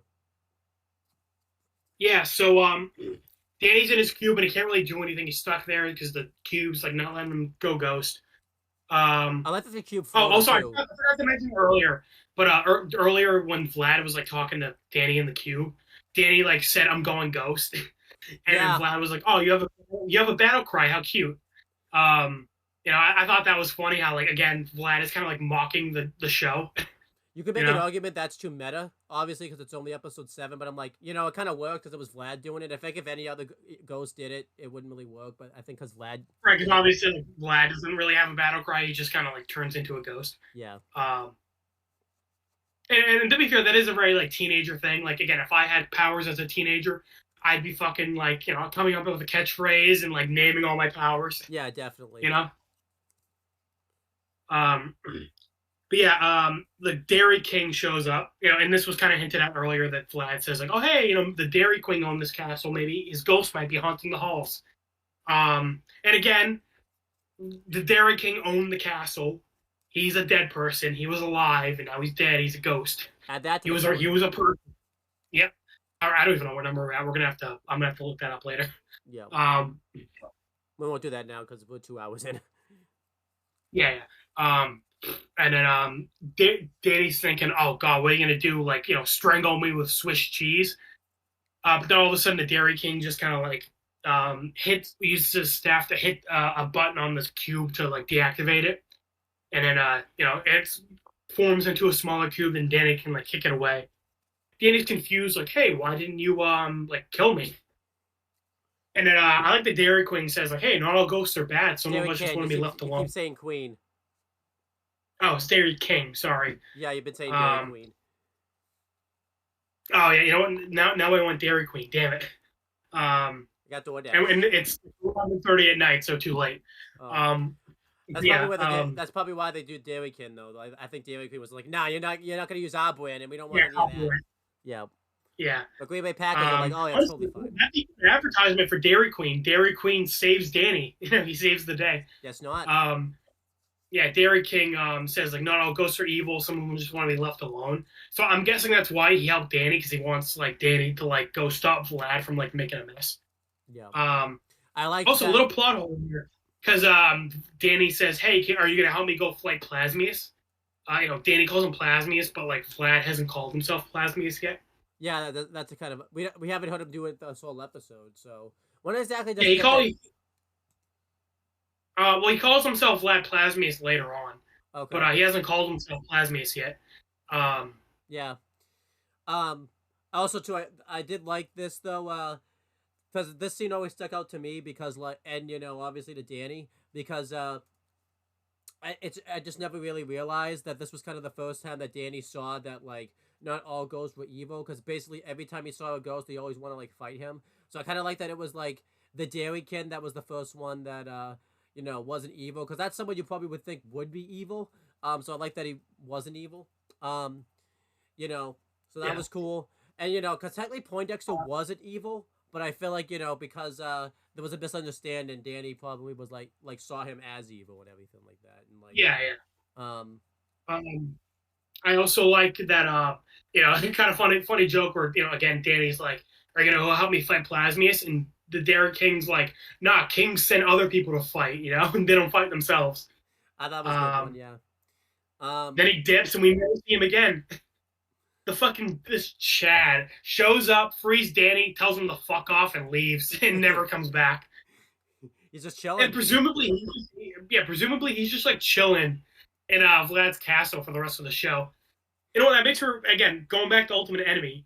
When evil Danny is created, is Dairy King just like in the corner, just like watching all that shit happen? I guess. I mean, he doesn't. He's just like, oh, can't fight him. I can't fight. Can't fight. Also, too, I really like that he had like. Again, we've never seen him fight. What if the Dairy King is like the most powerful ghost ever, and he just like chooses not to fight? He's more powerful than Kiatsu, who like wiped out the entire like Fire Nation. It'd be funny Kiatsu too. and his metal bending nutsack. Yeah. It'd be funny too that like he says, oh, kids don't fight, and they send other people to fight for him, but like the second you mess with them, he's like this all powerful. He's more powerful than like the Ghost King and like Evil Danny combined. Yeah, I know.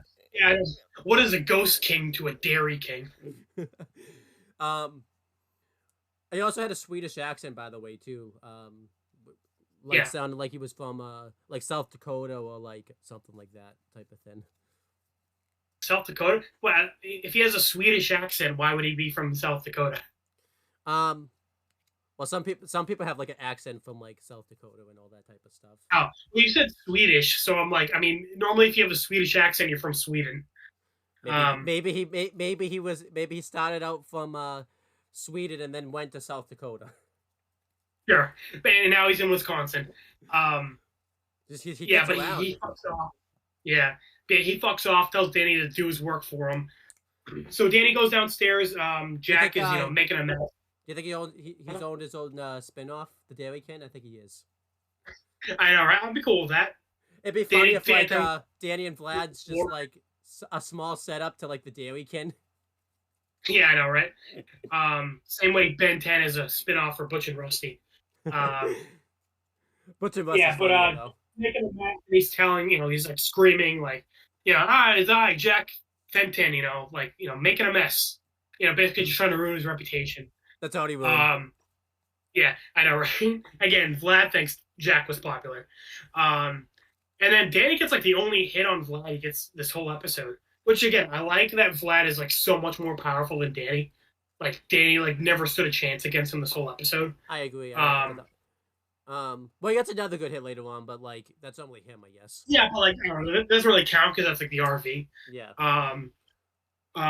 But yeah, Danny goes like invisible and he like knocks Vlad out of Jack until like the next room over, which is like the library. Yeah, that was cool. And I really like this scene just because like it was really cool because like we've never seen two ghosts like fight intangibly before. Usually they're like like fully formed and everything like that. We kind of saw a bit of this with the Poindexter episode where like they like overshadowed each other and like swapped. Yeah, but we never see like a full on like fight or anything like that. Yeah, we kind of saw this in the Tucker What You Want, where like Danny tried to go inside of Tucker and Tucker like knocked him out. Yeah, but we've never actually like really seen it though happen because like usually like yeah, this is a little different. I'm just saying like this isn't out of nowhere. We kind of saw like similar things earlier. Yeah. So I'm just saying it's not like an ass pull. It didn't come out of nowhere. Yeah. And then Jack is super confused, but then he's like, no ghost makes a meat puppet out of me. Fucking badass Jack. He gets possessed, and immediately he's like, no, I want round 2. Where's he at? That would have been awesome if like he just goes into the next room and be like, come on, possess me again. I dare you. Try again. Oh, and I like to. What makes it even funnier is it happens again like 2 minutes later too. Like Danny makes a meat puppet. Yeah, no, Danny does it. Yeah. So, Vlad and Danny are kind of talking shit to each other. Vlad once again makes the offer, and this is where he says, like, "Come on, Danny Phantom and Vlad Plasmius working together." That's right. You know, Yeah. that's where we get the reveal that his name is Vlad Plasmius. But he shouldn't have said that because Danny apparently read his mind and already knew he was Vlad Plasmius. I guess so. Um, I liked there was one scene here when I think I'm about to get to it where Vlad makes like the ghost like ray and he shoots it at Danny and Danny like uses like his like he makes like a uses his big ghost ray to like huh? Yeah, he makes like a he dome. makes like a dome. Yeah, that was really cool. Yeah, I think he got the idea for a shield from like Vlad's shield. Like obviously he doesn't make it like a square mirror like Vlad does, but I think he got the idea of like make a shield with my energy. I kind of think this was like on the spot too. Like I don't think Danny actually meant to do this because he never does it again. So I feel like this was like Danny doing this like on the fly type of thing too. Like I don't think he actually meant Yeah. to like Yeah, I think he makes he makes a dome shield later on. I don't remember him In the show, does he not? I know he does it in the video game, Nicktoons Unite. Uh, when does he do in the video game? Yeah, you can like shield in Nicktoons Unite, and like his shield is like this green like bubble he makes. Oh yeah, that's true. But I don't remember. I think he does it later on in the show. I'm not positive, but I feel like he makes a shield later on. We'll have to watch the rest of the. Again, I haven't watched the show in like 4 years, so I don't know. Yeah, it's been a long time for me too. Yeah, I mean, this might be the only time, but I feel like he does it again. Well, again, I just like the idea of like he got ideas for powers from Vlad. Yeah. Because later on we're gonna see he tries to practice like making clones of himself, and he got the idea from Vlad. Yeah, that was cool. And he basically threatens Vlad, saying like, "I'll expose you. Like, you like my mom. I'll like tell her who you really are." Yeah. And then Vlad says like, "You expose me, I expose you. You can't you can't do anything." But the conversation gets interrupted because like as Jack was like being possessed, Maddie and Harry like went out to the RV, and because Maddie figured out Jack was getting possessed.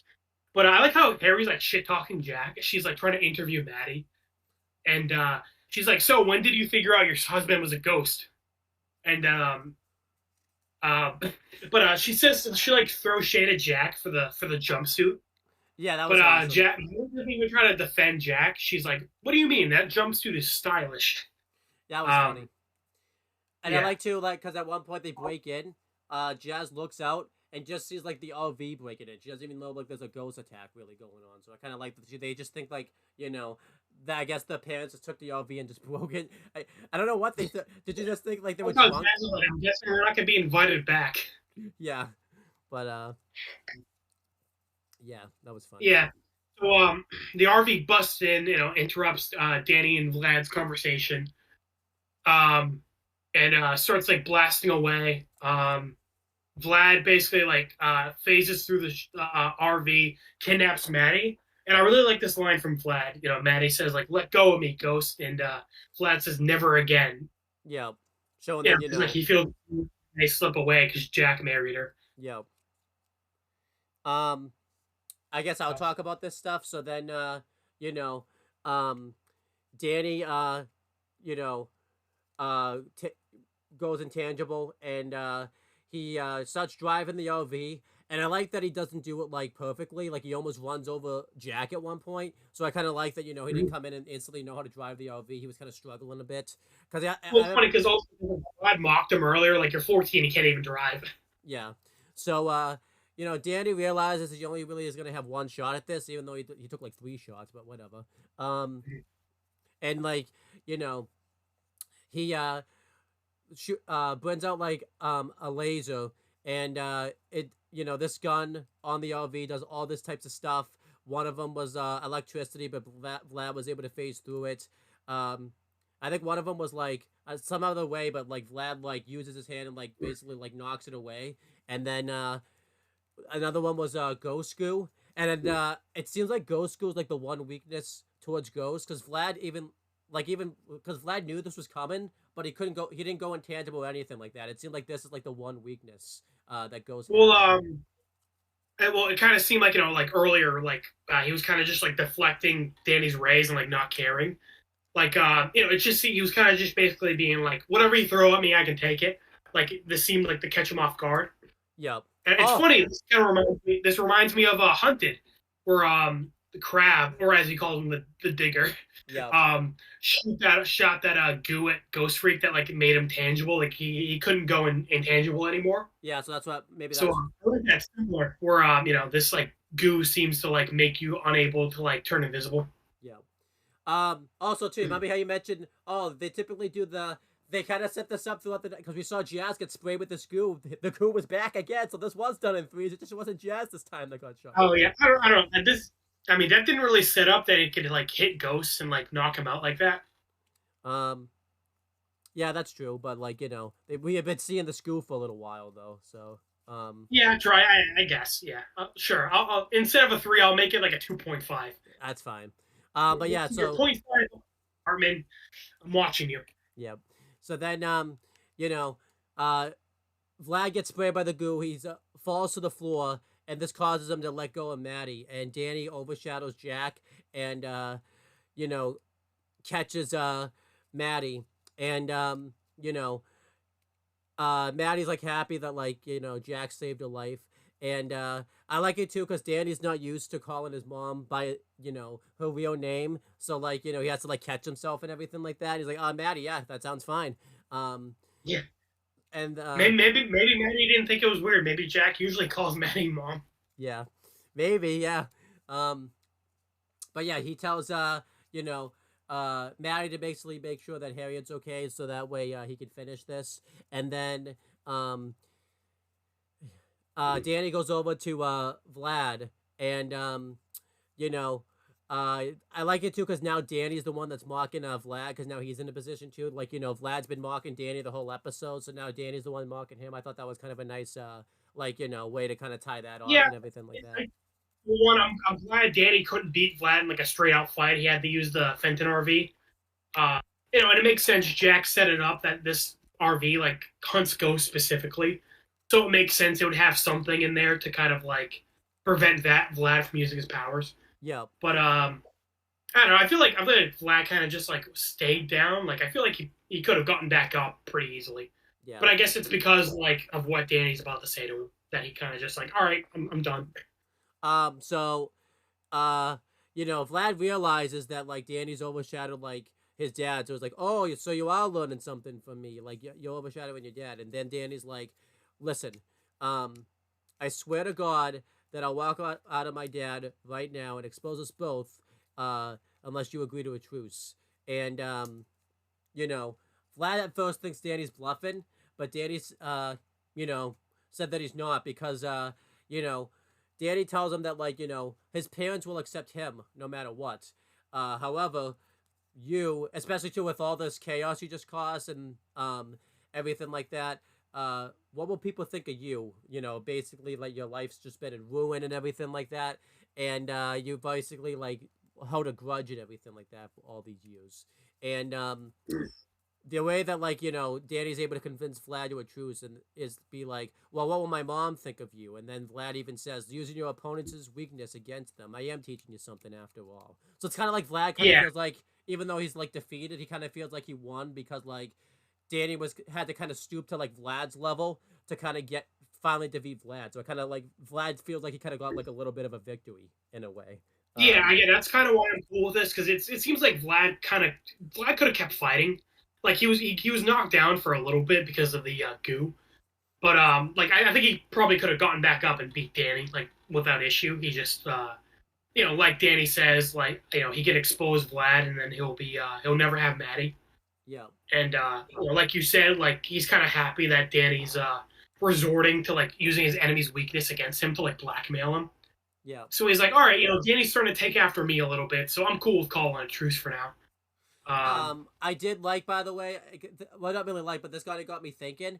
I think his parents always would accept him and everything like that, but I definitely think they would have here. I say that because obviously later on they end up not liking, because obviously when not when his secret identity gets exposed, when like Danny Phantom like becomes like famous, like his parents like hate like Danny Phantom and everything like that. But here they don't even know about like Danny Phantom like at all. So I think definitely like his parents definitely would have like accepted him by this point and everything like that.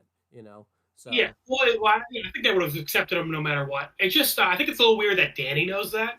Like, it seems like a fear, like especially in season 1, is that like his parents are gonna like dissect him if they find out. Yeah. But here Danny's like they'll accept me no matter what. So because I was always under the assumption that Maybe it was bluffing like him. the yeah, that's what I'm saying. I feel like Danny was bluffing here, like he didn't know. Because in Reality Trip, it kind of bugged me that like Danny erased his parents' memories Yeah. because he saw that his parents love him no matter what. And I think the only reason he didn't tell them was he was worried that that wasn't true. Yeah. So yeah. So again, like I think he was more so bluffing here. Yeah. I definitely think he was. But um, but yeah. So basically Vlad puts on a show and acts like he's been defeated. He does it very dramatically, like curse you, Jack Fenton, and all of your ways that you've defeated me and all that type of stuff. Like your manly power has defeated me. But like he does give a hint that he's possibly coming back because he says until next time, which I really like that they foreshadow that he's possibly coming back. Like, this isn't just going to be like a one-off or anything like that, that we've seen. Yeah, yeah. Because especially because like Danny didn't even really beat him. Like he just kind of called it truce. But I also like his last line was until next time, son. Because as I pointed out earlier, Danny said like, oh please, just call me Danny. The only person who calls me son is my dad. So Vlad again calling Danny son shows that like he's not giving up on like taking Danny away from Jack and like being his father figure. Yeah, I really liked that. I really like the scene again because like it's, you know, this is something that they continuously go back to and everything like that. Where like um, Vlad's trying to make like Danny into him pretty much and everything like that. And this is like a big thing. This is like a big plot kind of in Reign of Terror. That like is it Reign of Terror? Yeah, when he fights the Ghost King, that's the name of the episode, right? Reign of Terror. Brainstorm. Rainstorm. I think I'm thinking of a different episode, but this is like a big episode. This is like a big thing in Rainstorm where like Danny kind of starts to like misuse his powers kind of a little bit in that episode, and like Vlad kind of points this out. So like this is something that I like that they kind of go back to this. This is something that like they just drop the next time they see each other and everything like that. Yeah. I think that's the thing throughout the show that like Vlad is trying to make Danny like more like him. Yeah. And it's funny too because like that kind of happens, in Ultimate Enemy. So it's just not the way Vlad would have wanted it. Actually, anything like I kind of wish Danny would like misuse his powers a little bit more. So like Vlad would have a bit more of a point. Like I like that when Vlad's like pointing out that Danny's becoming more like him. Yeah, definitely. Especially because we just watched Kevin 11, and a big part of that episode is like Ben was like a lot like Kevin. Yeah, definitely. Whereas like I'm glad. It makes more sense that like Danny's 14, Ben's 10. It makes sense that Danny's like more mature. Yeah. But I like that because there's times when Danny does overuse his powers, like when he when he overshadow, when he uses them against Dash, or I guess that's the main one is when he uses it against like Dash. And obviously a little bit in Ultimate Enemy because that's kind of how he accidentally gets the the answers to the test to begin with and everything like that. So and we saw a little bit in the episode where we meet Poindexter. He was kind of misusing his powers. But yeah, so then after like Vlad's been defeated, I really like what he did. Like he acted like he was defeated, like he like broke apart, like went over to like the next room. It was like a really cool like thing. Like he like basically like dissolved himself or whatever and like went to the next room. It was kind of it was pretty cool. Cool. I wonder if like that's a power, that he could like do that. Because it's kind of Ultimate Enemy. Speaking of like powers that like are foreshadowed in that episode, future Danny like turned himself into smoke real quick, and like I wish that came back, but I'm like, is that technically what Vlad does here? He kind of just like turns himself into like green mist. Yeah, that was cool. So then Danny's is basically done overshadowing his dad, and his dad comes out of it. Maddie like congratulates like Jack on beating Vlad, but Jack knows nothing about it, but he still takes the credit for it, which I thought was a total Jack move. I thought that was awesome. He still takes credit for it. Um, and Harriet's really excited because like she has a lot of stuff she can use for journalists, and she's like, and they kind of do the Butch Hartman joke again. You could say this is one of too many where like Harriet's just like, oh, this is gonna totally make you guys' career and mine, and then the next scene, you know, um, it shows like everyone like going home from Wisconsin, and Danny just like, I can't believe they fired Harry. Um, Yeah, it's also crazy they fired her that quickly because again, like you said, they're like leaving.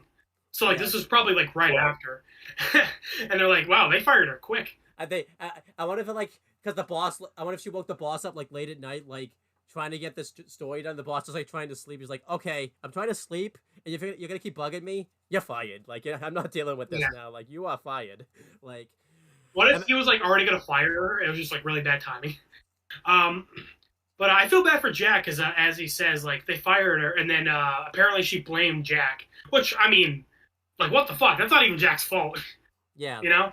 like Like how's that Jack's fault? He literally saved all your lives, and like um as far as she knows. and Jack's the one that got like yeah he's the one that got like possessed by a ghost. I don't think Jack went there planning on getting possessed by a ghost and everything like that. So They don't know that like Danny was possessing Jack. So as far as they know, like Jack was the one who like saved the day. yeah, especially too because like she was the one that was decided to write the story to begin with. Jack didn't force her to write that story. Like what? Right. So again, like, I mean, I don't know why the fucking. Again, we never see Harry again. So I guess I like to imagine her as like Squidward in that one episode, in a box like spare change, spare change. It would have been funny if they had her come back to like get revenge on Jack for like thinking like for her thinking that she got like Jack fired and like her and Vlad like worked Yeah. together or something like that. Do you think the Phantom Planet once like Diddy like is exposed? Do you think she was like, oh, I told you all? Yeah, probably once Vlad was exposed actually because Vlad's exposed Oh himself yeah, you're first. right. You're right. Yeah, Um, you're right. and she's just like, see, and she was probably like, that was the story I was trying to write, guys. That was the freaking story I was trying to write. That was the fucking game for That's that. funny. Yeah, but Jack also points out that he said that Vlad never said goodbye before they left. Obviously because Vlad like just dipped. Well, it's funny. He didn't really dip. It's just they were in his house, so I guess he kind of just like went into another room and like waited for everyone to leave. Yeah, I guess.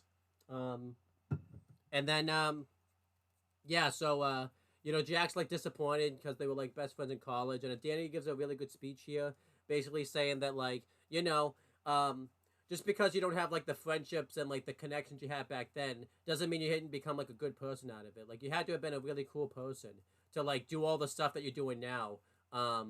That you were able to kind of like do back then, which I really kind of like Danny's speech there, pretty much. Like basically like don't focus on like your past friendships and everything like that, and like relationships that like you couldn't fix. Kind of focus on like the future and like the presence and everything like that. Yeah, he's just saying like, hey, you were even if you were a screw up then, if you became so cool now, like hey, like it worked out. I like that. Yeah, like you said, don't kind of dwell on like the things you couldn't fix in the past. Like focus on the present, Yeah. which I think makes sense because Vlad's whole thing is like he's focusing. It's a bitter reunion because he's bitter about the past. He can't let it go. I like this too because it's tied off kind of like the well, it didn't really tie it off, but this is what Danny was trying to do. Where like the whole episode, like the whole reason this episode is even really a thing is because Danny like was kind of screwing up like with his grades and like his curfew and everything like that. Danny was even saying like, hey, this could like this could lead to something in the future. Like Danny's saying like, hey, there could be hope for me in the future. And in a way, it was kind of like Danny. I feel like Danny kind of finally, in a weird way, not the way I don't think Jack and Maddie intended, like kind of finally like had like was able to kind of relate to like Jack now a little bit, like from the past and everything like that. Now that he knows his past and everything like that. Yeah, even though this episode is mainly focused on Danny and Vlad, I think this is our first really good like Jack episode because so far he's kind of just been like comic relief in the background. Yeah. And again, he's not like the focus here, but I think this is our first time we're really seeing like there's more to Jack than just like the stupid dad. Yeah, definitely. Which is why I hate it when they bounce back and forth, It's not as bad, like, I guess, in this season stuff, but I especially hate it, like, in the season finale when he finally tells off Lad and then he goes back to being comic relief. That was too much. Yeah, yeah. Because I think we had a similar issue with Matsuda in Death Note, where like he's the comic relief for the whole show. At the last episode, he kind of like he gets like super serious, and we're like happy that like everyone's kind of been like calling him stupid and like making fun of him, but like no one's gonna do that anymore. And then the Oh, sequel chapter comes out, and he's back to being a fucking idiot. and And thanks we're to like, that, what the fuck? and then thanks to that, like, when we do the did Matsuda win or lose video, we have to say that he lost now because of that stupid. I know, like we were at like we're kind of like torn. Did he win or lose? But now we're like, no, it's kind of a loss now because he like fucking went back to being a moron. I like how I call it that stupid chapter when we gave it like a freaking C, but like that's like, we have to. The only time we call that chapter like stupid is when we talk about like Matsuda and all that type of stuff. Like, it's like, he's like, I don't think we even like talked about it. But then as we were doing the review, we're like, wait a minute. just like with Yeah. Takano and like that Death Note movie, like, oh, this Yeah, is fine. This is fine. Yeah, but I guess this episode is like the reverse of that, where he's been kind of just like a joke so far. But this is kind of the first time we're seeing like, well, he's still kind of a joke in this episode, but he's like, there's a bit more to it. Like he has that thing where he's like, he wants to kind of like be friends with his old pals again. Yeah. And Danny kind of cheers him up when he's sad that that he couldn't like fix their relationships. I wish this was kind of brought up again when Vlad shows up again with Jack. Yeah. As we pointed out, Vlad and Jack don't like talk again until like season 2. Yeah, we pointed this out off camera, but like Vlad and Jack don't really like talk. AJ forgets about this, but Vlad shows up 3 times in season 1 because he shows up in $1 Million Ghost. But like, and they do talk then, but it's as Vlad Plasmith. As Plasmith, I mean like as Vlad Masters. Yeah, but they don't talk again for like a whole nother season, which AJ and I were kind of thinking like we couldn't believe that he doesn't. That's the next time they see each other because so much happens between. Yeah, I know. Yes, I wish in Rainstorm like they kind of like reference this where Jack is like trying to apologize for like, hey, sorry about wrecking your castle or shit like that. Yeah. Or something like that. Obviously because Jack wouldn't know that like Vlad's the one who actually did it. Right. Yeah, but the episode kind of ends on a joke where Jack's like, "Oh, thanks, son, for cheering me up," but your curfew's still 10, and Danny's like, "Oh man." No, he's not like, "Oh man," he's just like he's like really annoyed. Yeah, like he left this like. I like to like because like the rest of the ride home now, like he's got to. He's gonna be like annoyed that his curfew's still 10 o'clock. Like he just did this whole trip and like basically like saved his dad pretty much, and he couldn't even move his curfew to like past 10 o'clock. Yeah. So that's it for the episode. We talked about this for a lot, but this is like definitely the most important episode so far. This is like the first episode with like where like it kind of really matters going forward. Like every episode's been pretty like kind of like one-offs. But I like how it ties into the past episodes. Skulker returns. The octopuses from the cold open of episode 1 come back. Vlad is like the main villain of the show going forward. I like that he's like pretty much like Danny, a half human, half ghost, but he has like way more experience than Danny. So Danny's like kind of outmatched. Like you can't really beat Vlad in a straight up fight. Yeah. And this lasts for a while, like even into season 2, like Danny can't really fight Vlad. And this is also like Danny hasn't really like trained with his powers yet. But going forward, we're gonna see that Danny's like training and like practicing. Because in Hunted, we like that we saw like Max was like making a training course for Ben to like practice as aliens. And we don't see it yet, but coming up in Avatar, like I think Waterbending Scroll, we're gonna see like Aang like starts to practice his bending.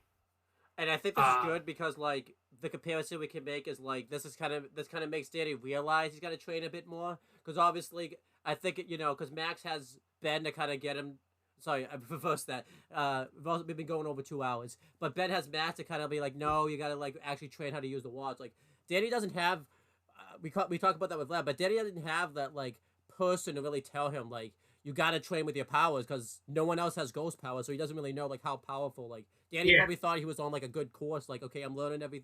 Because like again, we saw it too. Like we were thinking like Danny's like this all powerful, but this kind of shows like yeah, Danny was really like really was like level 1 type of like ghost Yeah. powers and everything like that. So, And this did give Danny like a good heads up, because like again, he didn't even consider that he could like clone himself. So seeing Vlad do it kind of gives him the motivation to like practice it. It puts it in his head like, oh, I can do this if I like practice. yeah. So yeah. The biggest thing we can finally talk about, because it's the most interesting thing. This is probably the only episode with no Sam and Tucker, which I think was I actually think that benefited the episode because I feel like I don't really know what Sam and Tucker would have done in this episode. I feel like they would have just been kind of like there, and they would have just been like. I think the episode would have been too bloated with them there because they don't have any connections with the people they would go see. Yeah. They could have put them in the cold open, I guess, but I just feel like that because you're just kind of forcing them in the episode because that's kind of not only a big critique I have with Jimmy Neutron, but like I didn't even realize this, but Jimmy, Carl, and Sheen are in every episode. Obviously, Jimmy's gonna be in every episode, but like you kind of think about that now. Like maybe if we ever review Jimmy Neutron, we could go back and be like, do Carl and Sheen really need to be in like every episode? Because I'm pretty sure I remember those episodes at the end. They don't even really matter that much to like the plot. So like Yeah. there was really no need to have Tucker and Sam in this episode. I'm pretty sure what would have happened too is they would have done like some like storyline with them where like they would have made jokes about like Danny's like all the 70s stuff we're gonna see. It's like yeah, we don't really need that. Plus too, I don't really think because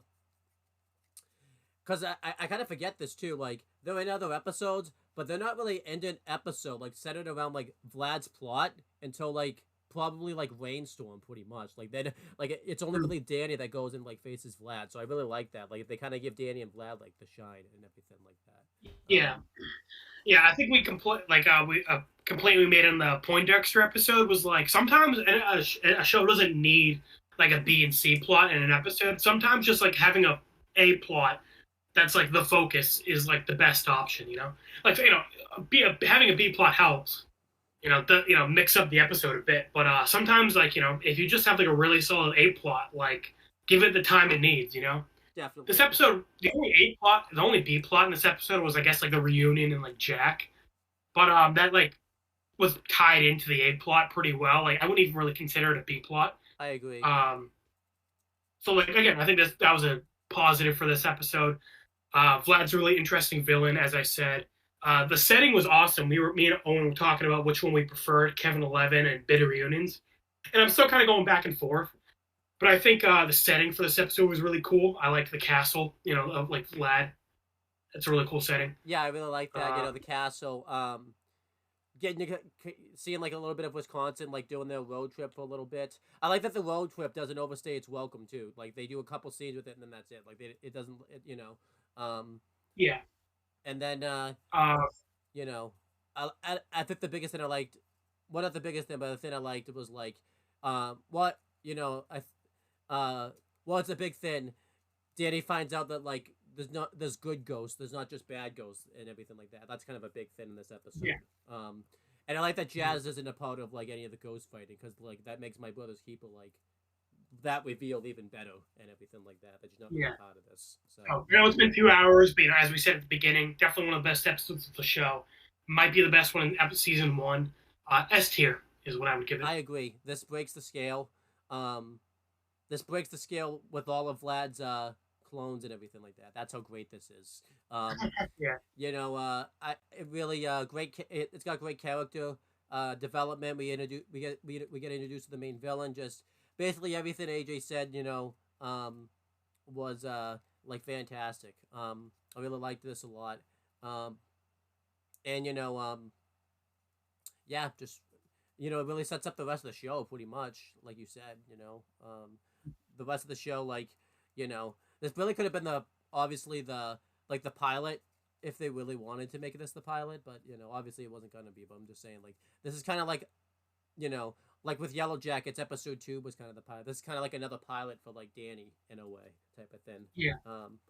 But yeah, this was like the first episode that was like a story episode, like it wasn't just a one-off. I know like Technus and Skulker and Poindexter come back, but like those episodes you wouldn't know that. Yeah. This was the first episode where you like obviously like it was hinting that Vlad was gonna come back. Yeah. But yeah, that's pretty much it, guys. Again, that's tier. You know, it'll be interesting when we come back to see like where when we do like tier list for like Danny Phantom, like where we're gonna rank this and everything like that. But yeah, that's pretty much it, guys. Is there anything you want to plug or promote, AJ? Putz pause. I haven't uploaded anything yet, but hopefully I will. And then obviously, you know, check out Wrestling Fortune 44. AJ's been making appearances there, doing GM mode. I know we've been slacking on it the past couple of weeks, but like, you know, just life gets in the way. And then obviously, you know, the next video you're gonna get, it might already be up because, you know, I have a tendency to upload these videos all together. Will be the episode that we're gonna be comparing this video to, and that's Kevin 11, which I'm really looking forward to. And then you know, AJ and I are probably gonna not take a break, but I'm kind of glad now that we're gonna be taking a few days break because I feel like that video is gonna be pretty long too. So Yeah. but that's pretty Hopefully much not as long as this. It definitely went longer than it should have, but yeah, that's pretty much it. Bye bye. See you later.